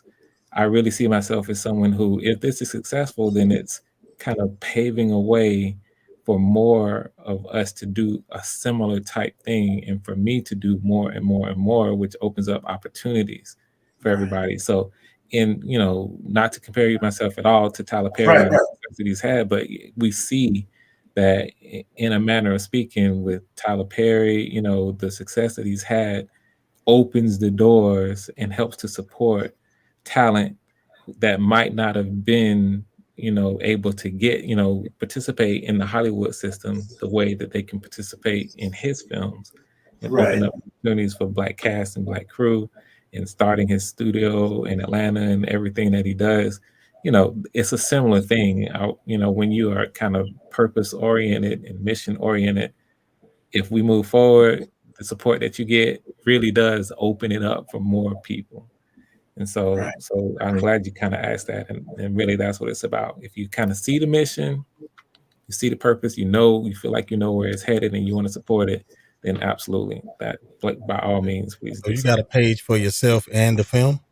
Yeah. So my main page is Talk with Frank Gooden. And that's why I gave you that specific advice, Getty, about just doing your own thing, because I did that on my page with Talk with Frank Gooden. And you'll see when you go there, and I believe Gail dropped the link in the chat, you'll see. Yeah, I think Gail dropped. Yeah, if you get a chance, Gail, can you drop that link in the chat for me, please? Yeah, if you scroll up, she posted it at you did it already, right? And she might do it again, but she posted it at a 9:56 p.m. timestamp. Okay. I just subscribed, brother. What's the movie? The movie Life or Death. Life or Death. Yeah, and Gail might drop the link to Life or Death as well, so you can go straight there. But and that one is going to be strictly about everything directly related to this production of Life or Death and what we're going to do with it. So either or. I have a question. So Frank, why is it so important for you to tell your stories in the manner of which you do? You know, sometimes certain. Well, I'm gonna let you just answer that before I do the follow up. Okay. I kind of alluded to it a little bit earlier before you joined in, but the way you asked that question does open up a way for me to talk about it slightly different. You asked, why is it so important for me to be able to tell the kinds of stories the way that I do? It's to me of paramount importance that Black Americans, African Americans, and really, you know, all of us in the Black diaspora, African diaspora across, Pan-African, wherever we are. It's incredibly important for us to begin. We've been doing it now, so it's not like this is brand new, but it needs to be opened up so that more and more of us have the opportunities and take the opportunities to tell our stories from our perspectives, to combat, to fight this narrative that has been established about us all across the diaspora, about who we are. Stories are how we learn about each other. And when I say we, humans, from Birth of a Nation, and I believe it was 1915 when D.W. Yes. Griffith dropped that. There has been almost at the outset, that was roughly 15, 20 years into an established film industry period, and at least in the States. From the Birth of a Nation, a narrative has been created about who we are as a people that has been antagonistic and detrimental to who we are as a people. And so we've got to fight basically a full generation of established narratives that seek to define who we are as a people all across the diaspora, whether or not it's here in the States, whether or not it's in the islands, whether or not it's in Africa itself, in the Hispanic, in Brazil and Spain and Portugal, wherever we are, we have to fight this narrative about who we are as a people that's negative, negatively stereotypical of who we are, and it's not complete. And so part this isn't the whole thing, but this part of it is I have a desire to authentically, with our authenticity, tell our stories from our perspectives so that these stories get out and that people get an accurate depiction from us about who we are, what's important to us, our aspirations. No human being on earth is perfect in anywhere near it. And so there's always going to be, quote unquote, positive depictions of us as well as less than positive, put it that way. We're the heroes and the villains, just like anybody else, any other human, and it's just not authentic and accurate. So Ashley, that's part of why it's so important for me to tell our stories the way that I do. Awesome. Okay. Mm-hmm. I like that. Yeah. Yeah, that was deep. I like that. That was a clip right there. Yeah, that's part of it. I wish I could just drop a joke in there somewhere because I'm so serious about it. No, but that's authentic. That's why I want to work with you, because I can see that you definitely have a passion for it. You have a love for what you do. And that's important, especially when you're spending so much time and dedicating so much effort and resources to this. You better love what you do. That's right. And I can tell that you do. And you know that answer was so great that I actually forgot the other question I was going to ask you.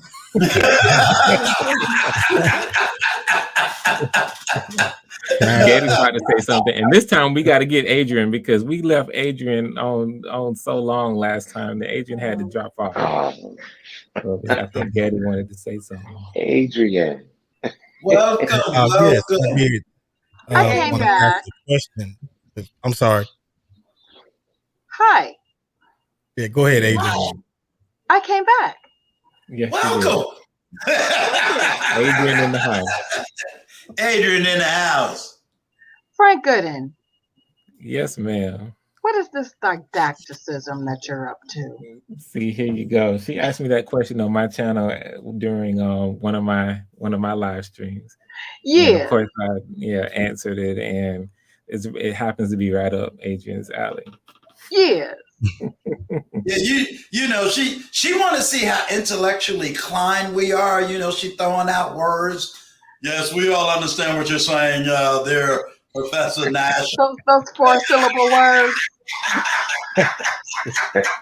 You know, some of us has been through the institutional market before.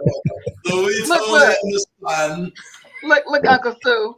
I didn't been to college. I done been to college. I done been to college. you know, she's learning on her. I didn't been to I college. done been to college. I didn't been doing some book learning. Yeah, I ain't mad at you. I am learned. Yeah, that's right. I am learned. I'm very learned. Learned with a T. With a T. You better know something. Learned. Hey, Getty Radio Show. I don't know you. How you doing? I'm doing great. How are you? I'm learned Nice to meet you. with a T. Now we can go across the train tracks. We can go across the train tracks and be butchy. He'd be like, "Oh, I'm across the train tracks now. I done read 3 books. I'm better than y'all." Let me tell you something, Uncle Sue. I done read a couple. Let me tell you something, Uncle Sue. What's up? Look, I'm a little bit Cookie and I'm a little bit Anika. Oh, homage to Empire. Yeah, you got too much Empire. Now, I don't know. I think you got more Cookie than you got Nika now. Cookie a little rough. I'm a little bit Cookie and I'm a little bit Anika. And to that point, I was actually a debutante back in the day. Well, go ahead with your bad self.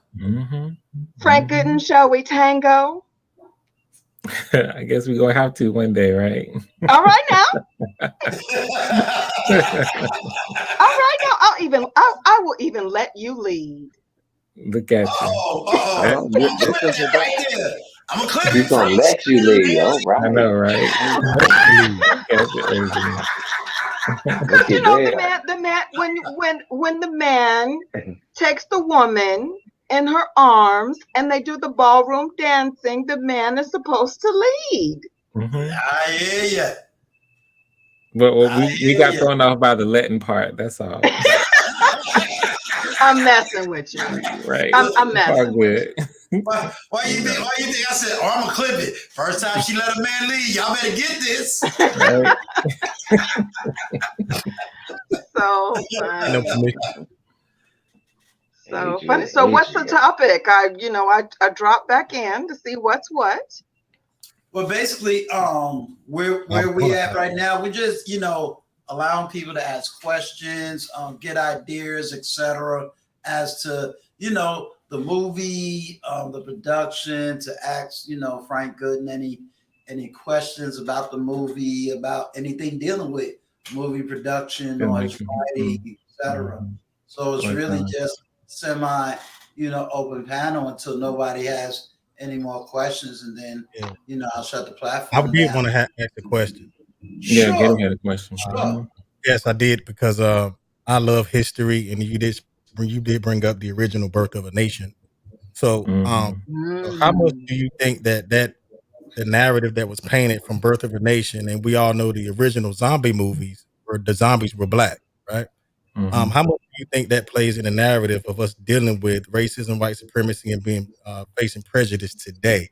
Do you think that those movies still have an impact, or did anything get turned around, or was those things a staple that was put there, and now there's something that can't be taken out pertaining to what was put into the minds of non-Black people in this country, as far as film and theater and putting images in your mind and how images can influence your thought process as far as what you see on the screen? Do you think that those narratives are still concrete today? That's a good question. So here's what I think about. Here's what I think about Birth of a Nation and its impact, because I think that we have to consider it in a few different ways. Number one, during the time that it was produced, it was so detrimentally impactful to the image of Blacks in this country, because basically it piled on in very deliberate fashion every negative stereotype and image, and set in system of images onto Black people that it possibly could, and completely characterized us as, everything evil, everything that was worthless about people, human beings. And so at the time, I mean, this is a film that, eventually came to influence how a president, looked at people as a whole. And that was his intention during that time, 1915, and then into, the all the teens and into the 20s. And so it set a precedent because it was so commercially successful. It was maybe Birth of a Nation might be considered the first quote unquote blockbuster. It was so incredibly financially successful that, when it comes to that, that's going to always be influential. That means that you're going to have more and more people doing whatever that was to emulate that. And we had a whole country full of people here in the States who were ready and willing to embrace those stereotypes as true, as who we are. And so not only it was just that particular one by itself, but it spawned a whole genre of films that basically characterized us in exactly the same ways and pushed those narratives forward. So it was the one that kicked it all off. And now here's the thing: as a piece of cinema, especially for its time, it was an extremely well-made piece of cinema for its time, which is part of why it became so powerful and why those stereotypes hit so hard. Because there was real technique made. There was real technique applied to how it was made that made it so powerful. All right, so that's that part. So then as we move forward, we begin to see in history, over time, certain narratives that became popular enough, because there were some narratives that weren't like that during the time. We haven't talked about, African-American filmmakers like Oscar Micheaux, who was an absolutely trailblazing, brilliant filmmaker who did things that were absolutely not that, and who achieved a certain amount of success. He kind of originate the independent film movement. You can say that. Oscar Micheaux. I wouldn't call it the Oscar fully emulated after him. Did they? They say that in history they say the Oscar award that they give to people. I'm not sure that's actually Oscar Micheaux? I'm not sure if it was named after him. I'm gonna have to look that up because I'm not sure if that Oscar was actually named after Oscar Micheaux or not. That's a piece of trivia that I'm gonna have to look up. But that being said, he was one of the people who was a straight up trailblazer, maybe one of the most successful ones. There were a few people that were trying to do what he did from an independent standpoint, filmmakers, but he was definitely one of the most successful. And then the fact that he was Black, African American, was just, adding laurel on top of laurel. So I only bring him up to say that it's not as if there were films that were being made during that time that competed with and battled against the narratives that movies like Birth of a Nation represented. But it didn't really begin to pick up really for us until the 50s, when you got Sidney Poitier and others coming in who really made a name for establishing, the dignity of us in films, and then so on and so forth. So when you ask that question, listen, that right now I am positive that film Birth of a Nation is still representative of, to a certain segment of people who are still here right now living as a way to denigrate us, and as a caricature of this is who they really are. They might try to act like blah blah blah blah, but this is who they really are. And I'm sure that there are places all over the world where that film is still being shown to people who don't know any better, and still denigrating us because this is a piece of film and it's historical. And even though here in the here and now, you got a lot of people who haven't, Americans, just people in general in the public society who probably never even barely heard of Birth of a Nation, much less watched it and seen it. It still has power in how it set things up and kick things off for certain people. And so I would say that the power is definitely diminished, but it's still present. And so that's how I think it's significant in this day and age. There are things that we see right now in 2021 where that were established that we still haven't shook completely, in terms of things that was actually done over 100 years ago in that movie. The movie that I'm thinking about is Gone with the Wind. Mm-hmm. When I left New York and moved to North Carolina, it was so crazy to me. We walked into, me and my youngest daughter walked into a bookstore, and a woman didn't know where I was originally from. And that's when you hear this term, the D Yankee. And she talked about all these Yankees. And then she had the nerve to reference Gone with the Wind, talking about the Ku Klux Klan were heroes. And I'm like, lady, are you serious right now? And she was so serious in trying to tell that narrative that Ku Klux Klan was good. They was, they was formed to protect the Southern white women from these D Yankees that was coming down there. And I was like, oh my God, what? It was almost like a time zone. Yeah. So. What year was this? Oh, this was, I was in North Carolina for 17 years. So we're going to go back at least 15. Yeah. When it came out. Let me tell you, when my kids went into the school system in North Carolina, they were still talking about the Northern aggression. Yes, the war of Northern aggression. Yeah, it was talking about the Northern aggression. I was like, what in the world? So even the history of what I saw in the school system was totally baffling. So I know that what you're saying, Frank, is absolutely correct. Mm-hmm. Absolutely. I just wanted to ask that. Can I ask another question?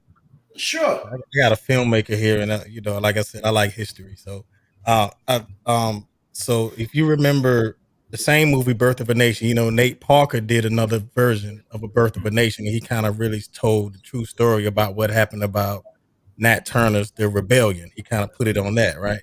Now, you remember when that movie was about to drop, they put a smear campaign out on Nate Parker because he had a situation dealing with the law back when he was in college, but he beat the case.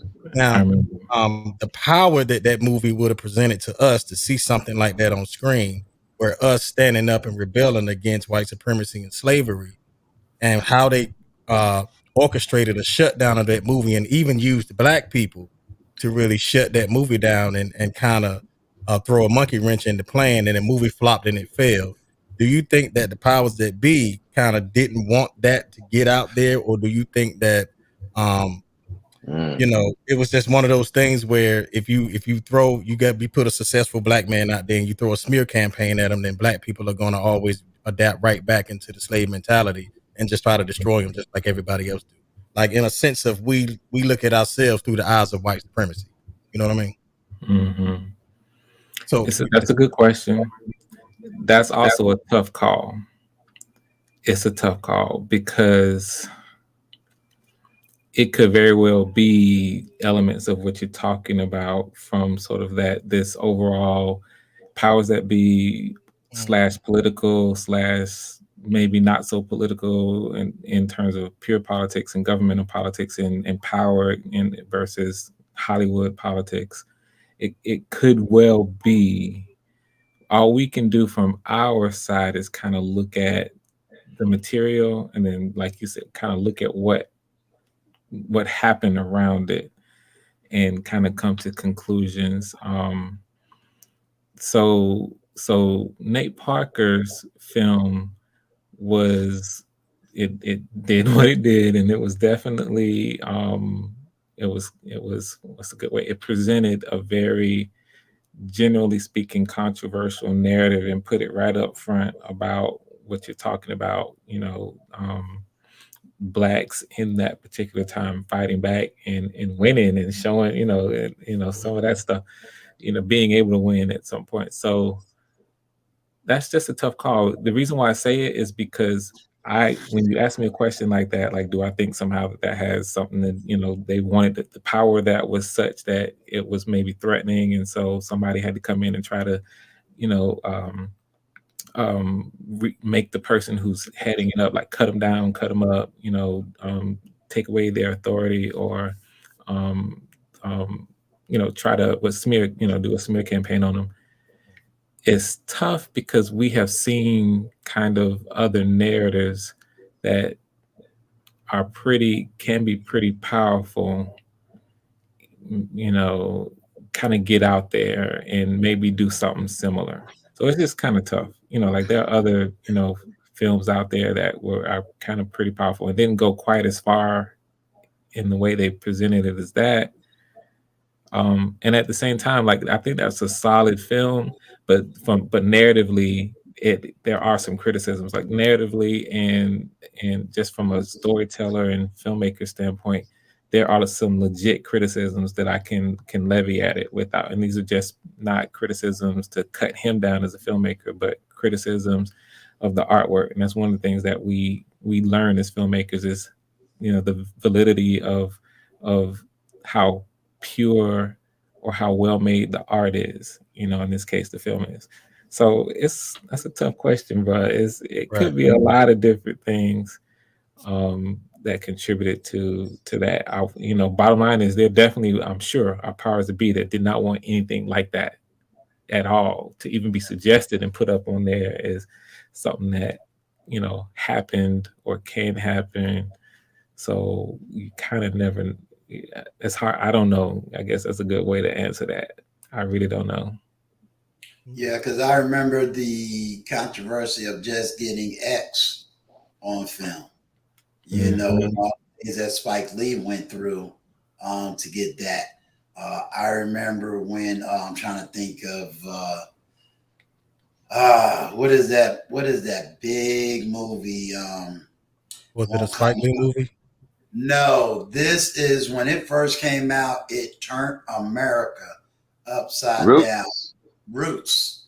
When Roots first to show you, if you talk about when you talk about Roots, when it first came out, 70s, it was so powerful. It was just powerful. It was powerful. And then the irony is when they showed the movie 25 years later, it never had the same effect that it had the first time it came out. So, I think that's I've never studied, film historical genre. But it's an interesting spin, interesting take. Mm-hmm. To see how a film operated in one generation and 2 generations later, it basically didn't move anybody. I think they remade it in the mid 80s, right? They came out with it was Roots, and then it was Roots: The Next Generation. Yeah, There was a spinoff of Queen with Halle Berry. Yeah, they always do spinoffs and stuff like that. Well, actually, no, I think it was a continuation of his family legacy. Yeah, Queen was supposed to be a continuation. Yeah. Right, Queen. But you know what? It has to take a lot of courage for a filmmaker to create something that is so controversial. You know, a lot of people want to go along to get along with their scripts and movies. You know, they want to fit into what everybody else is doing. But when you get a filmmaker who is controversial in their art form, you know, I don't even know how they do that, you know, because it has to be a labor of love at that point, because, you know, that controversial stuff, it just seems like it's very hard for them to get it out, or for somebody to accept it and put it out there, you know. So I think it takes a lot of strength for some of these filmmakers, Black filmmakers, to you know, do movies that are controversial, you know. And they still do play. Yeah, I tell you, two people, Vaughn, that I really think did not get its fair justice in the sense of speaking on these two men and what they really did. Marvin, you know, you always hear me talk about Marvin Van Peebles Sr. What this man had to go through. And then I tell you somebody else that a lot of people don't know, Flip Wilson. Flip Wilson, yeah.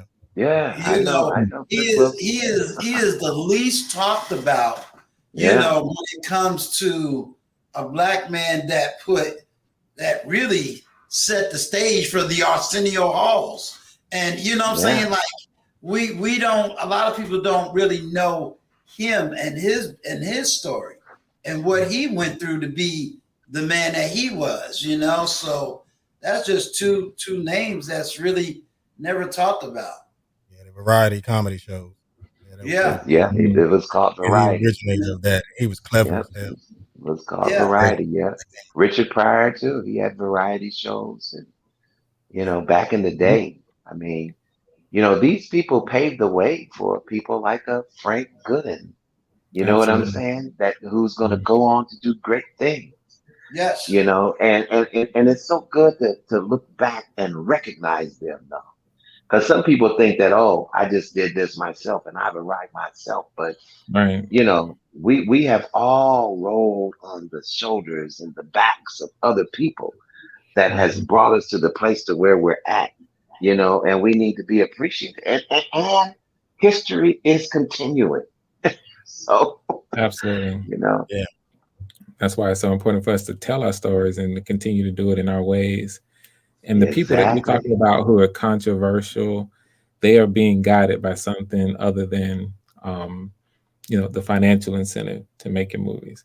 Because that's the thing. When we're making movies, there are a whole lot of reasons why we can make movies. Right now, today in the industry, there's a whole lot of people all across this country who they want to make a movie. They see it as a way to just make money. So they're going to go out and they'll spend a week or two writing the script. They're going to get out and cast some people, and they're going to get their equipment together, and they're going to try to do something so that maybe they think it's funny, maybe they think it's whatever, and they're going to get it on Amazon Prime or some of these other streaming platforms. And it's just a way for them to, you know, there's just a financial incentive purely. And that's cool. There's a place for it. There is a place for it. But the people you're talking about are people who are being guided by much more than the financial side. You know, it's a labor of love. Yeah. It's a labor of love. They love what they're doing, you know, and they just do it naturally. You know, and I believe that's what you're doing, Frank. You know, it's a natural thing, you know, and I'm going to do what I love, and I'm going to put it out there and see what the nation says. Some may like it, some may not like it, but I'm not doing it for fame and fortune. I want to get a point across, and if one or two people see it, and the point is is gotten across. Mm-hmm. You know, yeah. So I mean, it. I admire people that put that much time into something that could. I mean, my goodness, you know, you know, when you do controversial things, not that this story is controversial that you're doing, Right. but you know what I'm saying, like Malcolm X and Uncle Stu, you know what I'm talking about. A whole bunch of films that were very controversial, you know. And not it depends on where you at. See, I gotta make that clear to people. Malcolm X ain't controversial in New York. Malcolm X ain't controversial in Chicago. So I always try to make that clear to people, like what's going on in southern states is different in northern states and various cities. So, you know, it wasn't controversial. We grew up with Malcolm X, reading his books and knowing his philosophy. It's new to other people that don't know his philosophy. You see what I'm saying? And how is he depicted in the South versus how he's depicted up north? Yeah, and you got to kind of be in that environment, right? Because in New York City, I'm from the South. I'm born and raised in North Carolina. So I never heard of a Malcolm X when I was a kid. I never heard of, you know, we heard of Dr. Martin Luther King, but they didn't put Malcolm X out there in front of us. But if you're in New York, you got the Muslim nation, you got 5%ers, you got, you know, you got people out there spilling knowledge. You can just walk down the street in New York and you got somebody screaming on the sidewalks, you know, about history and life and the power of the black man and all of this stuff. In the South, you don't really hear that. So you got to kind of seek out that information, because I remember when I first heard alternative information from what was fed to me before, you know, and I was like, man, I never heard that. And it interested me. Right. So, you know, that's kind of how I got myself into wanting to get into history and things like that, because in the South, we don't get a lot of that information. Back then we didn't. Now you're in the internet age now, so you can get any kind of information you want. But back in the 70s and the 80s and the 90s, you didn't really have a lot of that. You kind of got it through the music. If you was a Public Enemy fan, you know, if you was an Ice Cube fan, you kind of heard about, you know, they spoke about controversial issues and black empowerment and things like that. But other than that, there wasn't people on the corner telling you this stuff. It really wasn't. And we could get, and we had access to books out. Yeah, that was just great. I mean, it was normal. So when people try to tell me, well, did you know this? And I'm going, dude, we were learning that in high school. You know, and it throws people off. Well, this, like, no, what y'all talking about is old knowledge. Yeah. We already knew about this in middle school. We knew about this in high school. We moving different. We understanding the moving of different. And a lot of people, it's brand new. I told you, once I moved to North Carolina, the stuff they was talking about, I was like, what are you talking about? You see what I'm saying? I even see it online. It's like, you know, you got people sprouting stuff like it's brand new information. I'm going, man, they was arguing that back 30 years ago. What are you talking about? Everything comes down here last. Right. You know, I think it so depends even in on where fashion and you're things like that. New York gets it first. I guess New York and Los Angeles, Chicago, the northern states, they get everything first. And then by the time it gets to the South, somebody from New York, like, man, we've been wearing that. You know, that's old. You know what I mean? Like, we like, no, that just came out. They're like, no, we've been wearing that. That's old. We don't wear that no more. You know, so I guess it's geographical. You know. Yeah, and that's the beauty of this internet now, because it theoretically, because I can't say it does it holistically, theoretically, it knocks down so many barriers. You know, my time, you couldn't necessarily talk to somebody overseas. Now it's like, you just get online. You talk to anybody in Europe, Japan, Middle East, various countries of Africa. I mean, so you have a system that is definitely what I would call the worldwide library. Yeah. You know, you the worldwide library. But I can't hold my boss up. I done had him here for about 4 hours. And he is going to be needing to get some rest, because I guess I'm going to get a phone call tomorrow. Did we set up your meeting yet, Uncle Stu, or no? No, we got to do that. Okay, we're gonna set that up soon. Okay. Like, it probably will be tomorrow, or just whenever you're free, whenever we do it. I'm retired until nice to meet you, Frank Gooden. I was retired. And look, nice to meet you, brother. And I'll support the film best I can. Y'all get to a point where you got some trailers. Hey, I do live videos. I put the trailer up, man, before my videos are in the midst of it or whatever. Whatever I can do to support the film.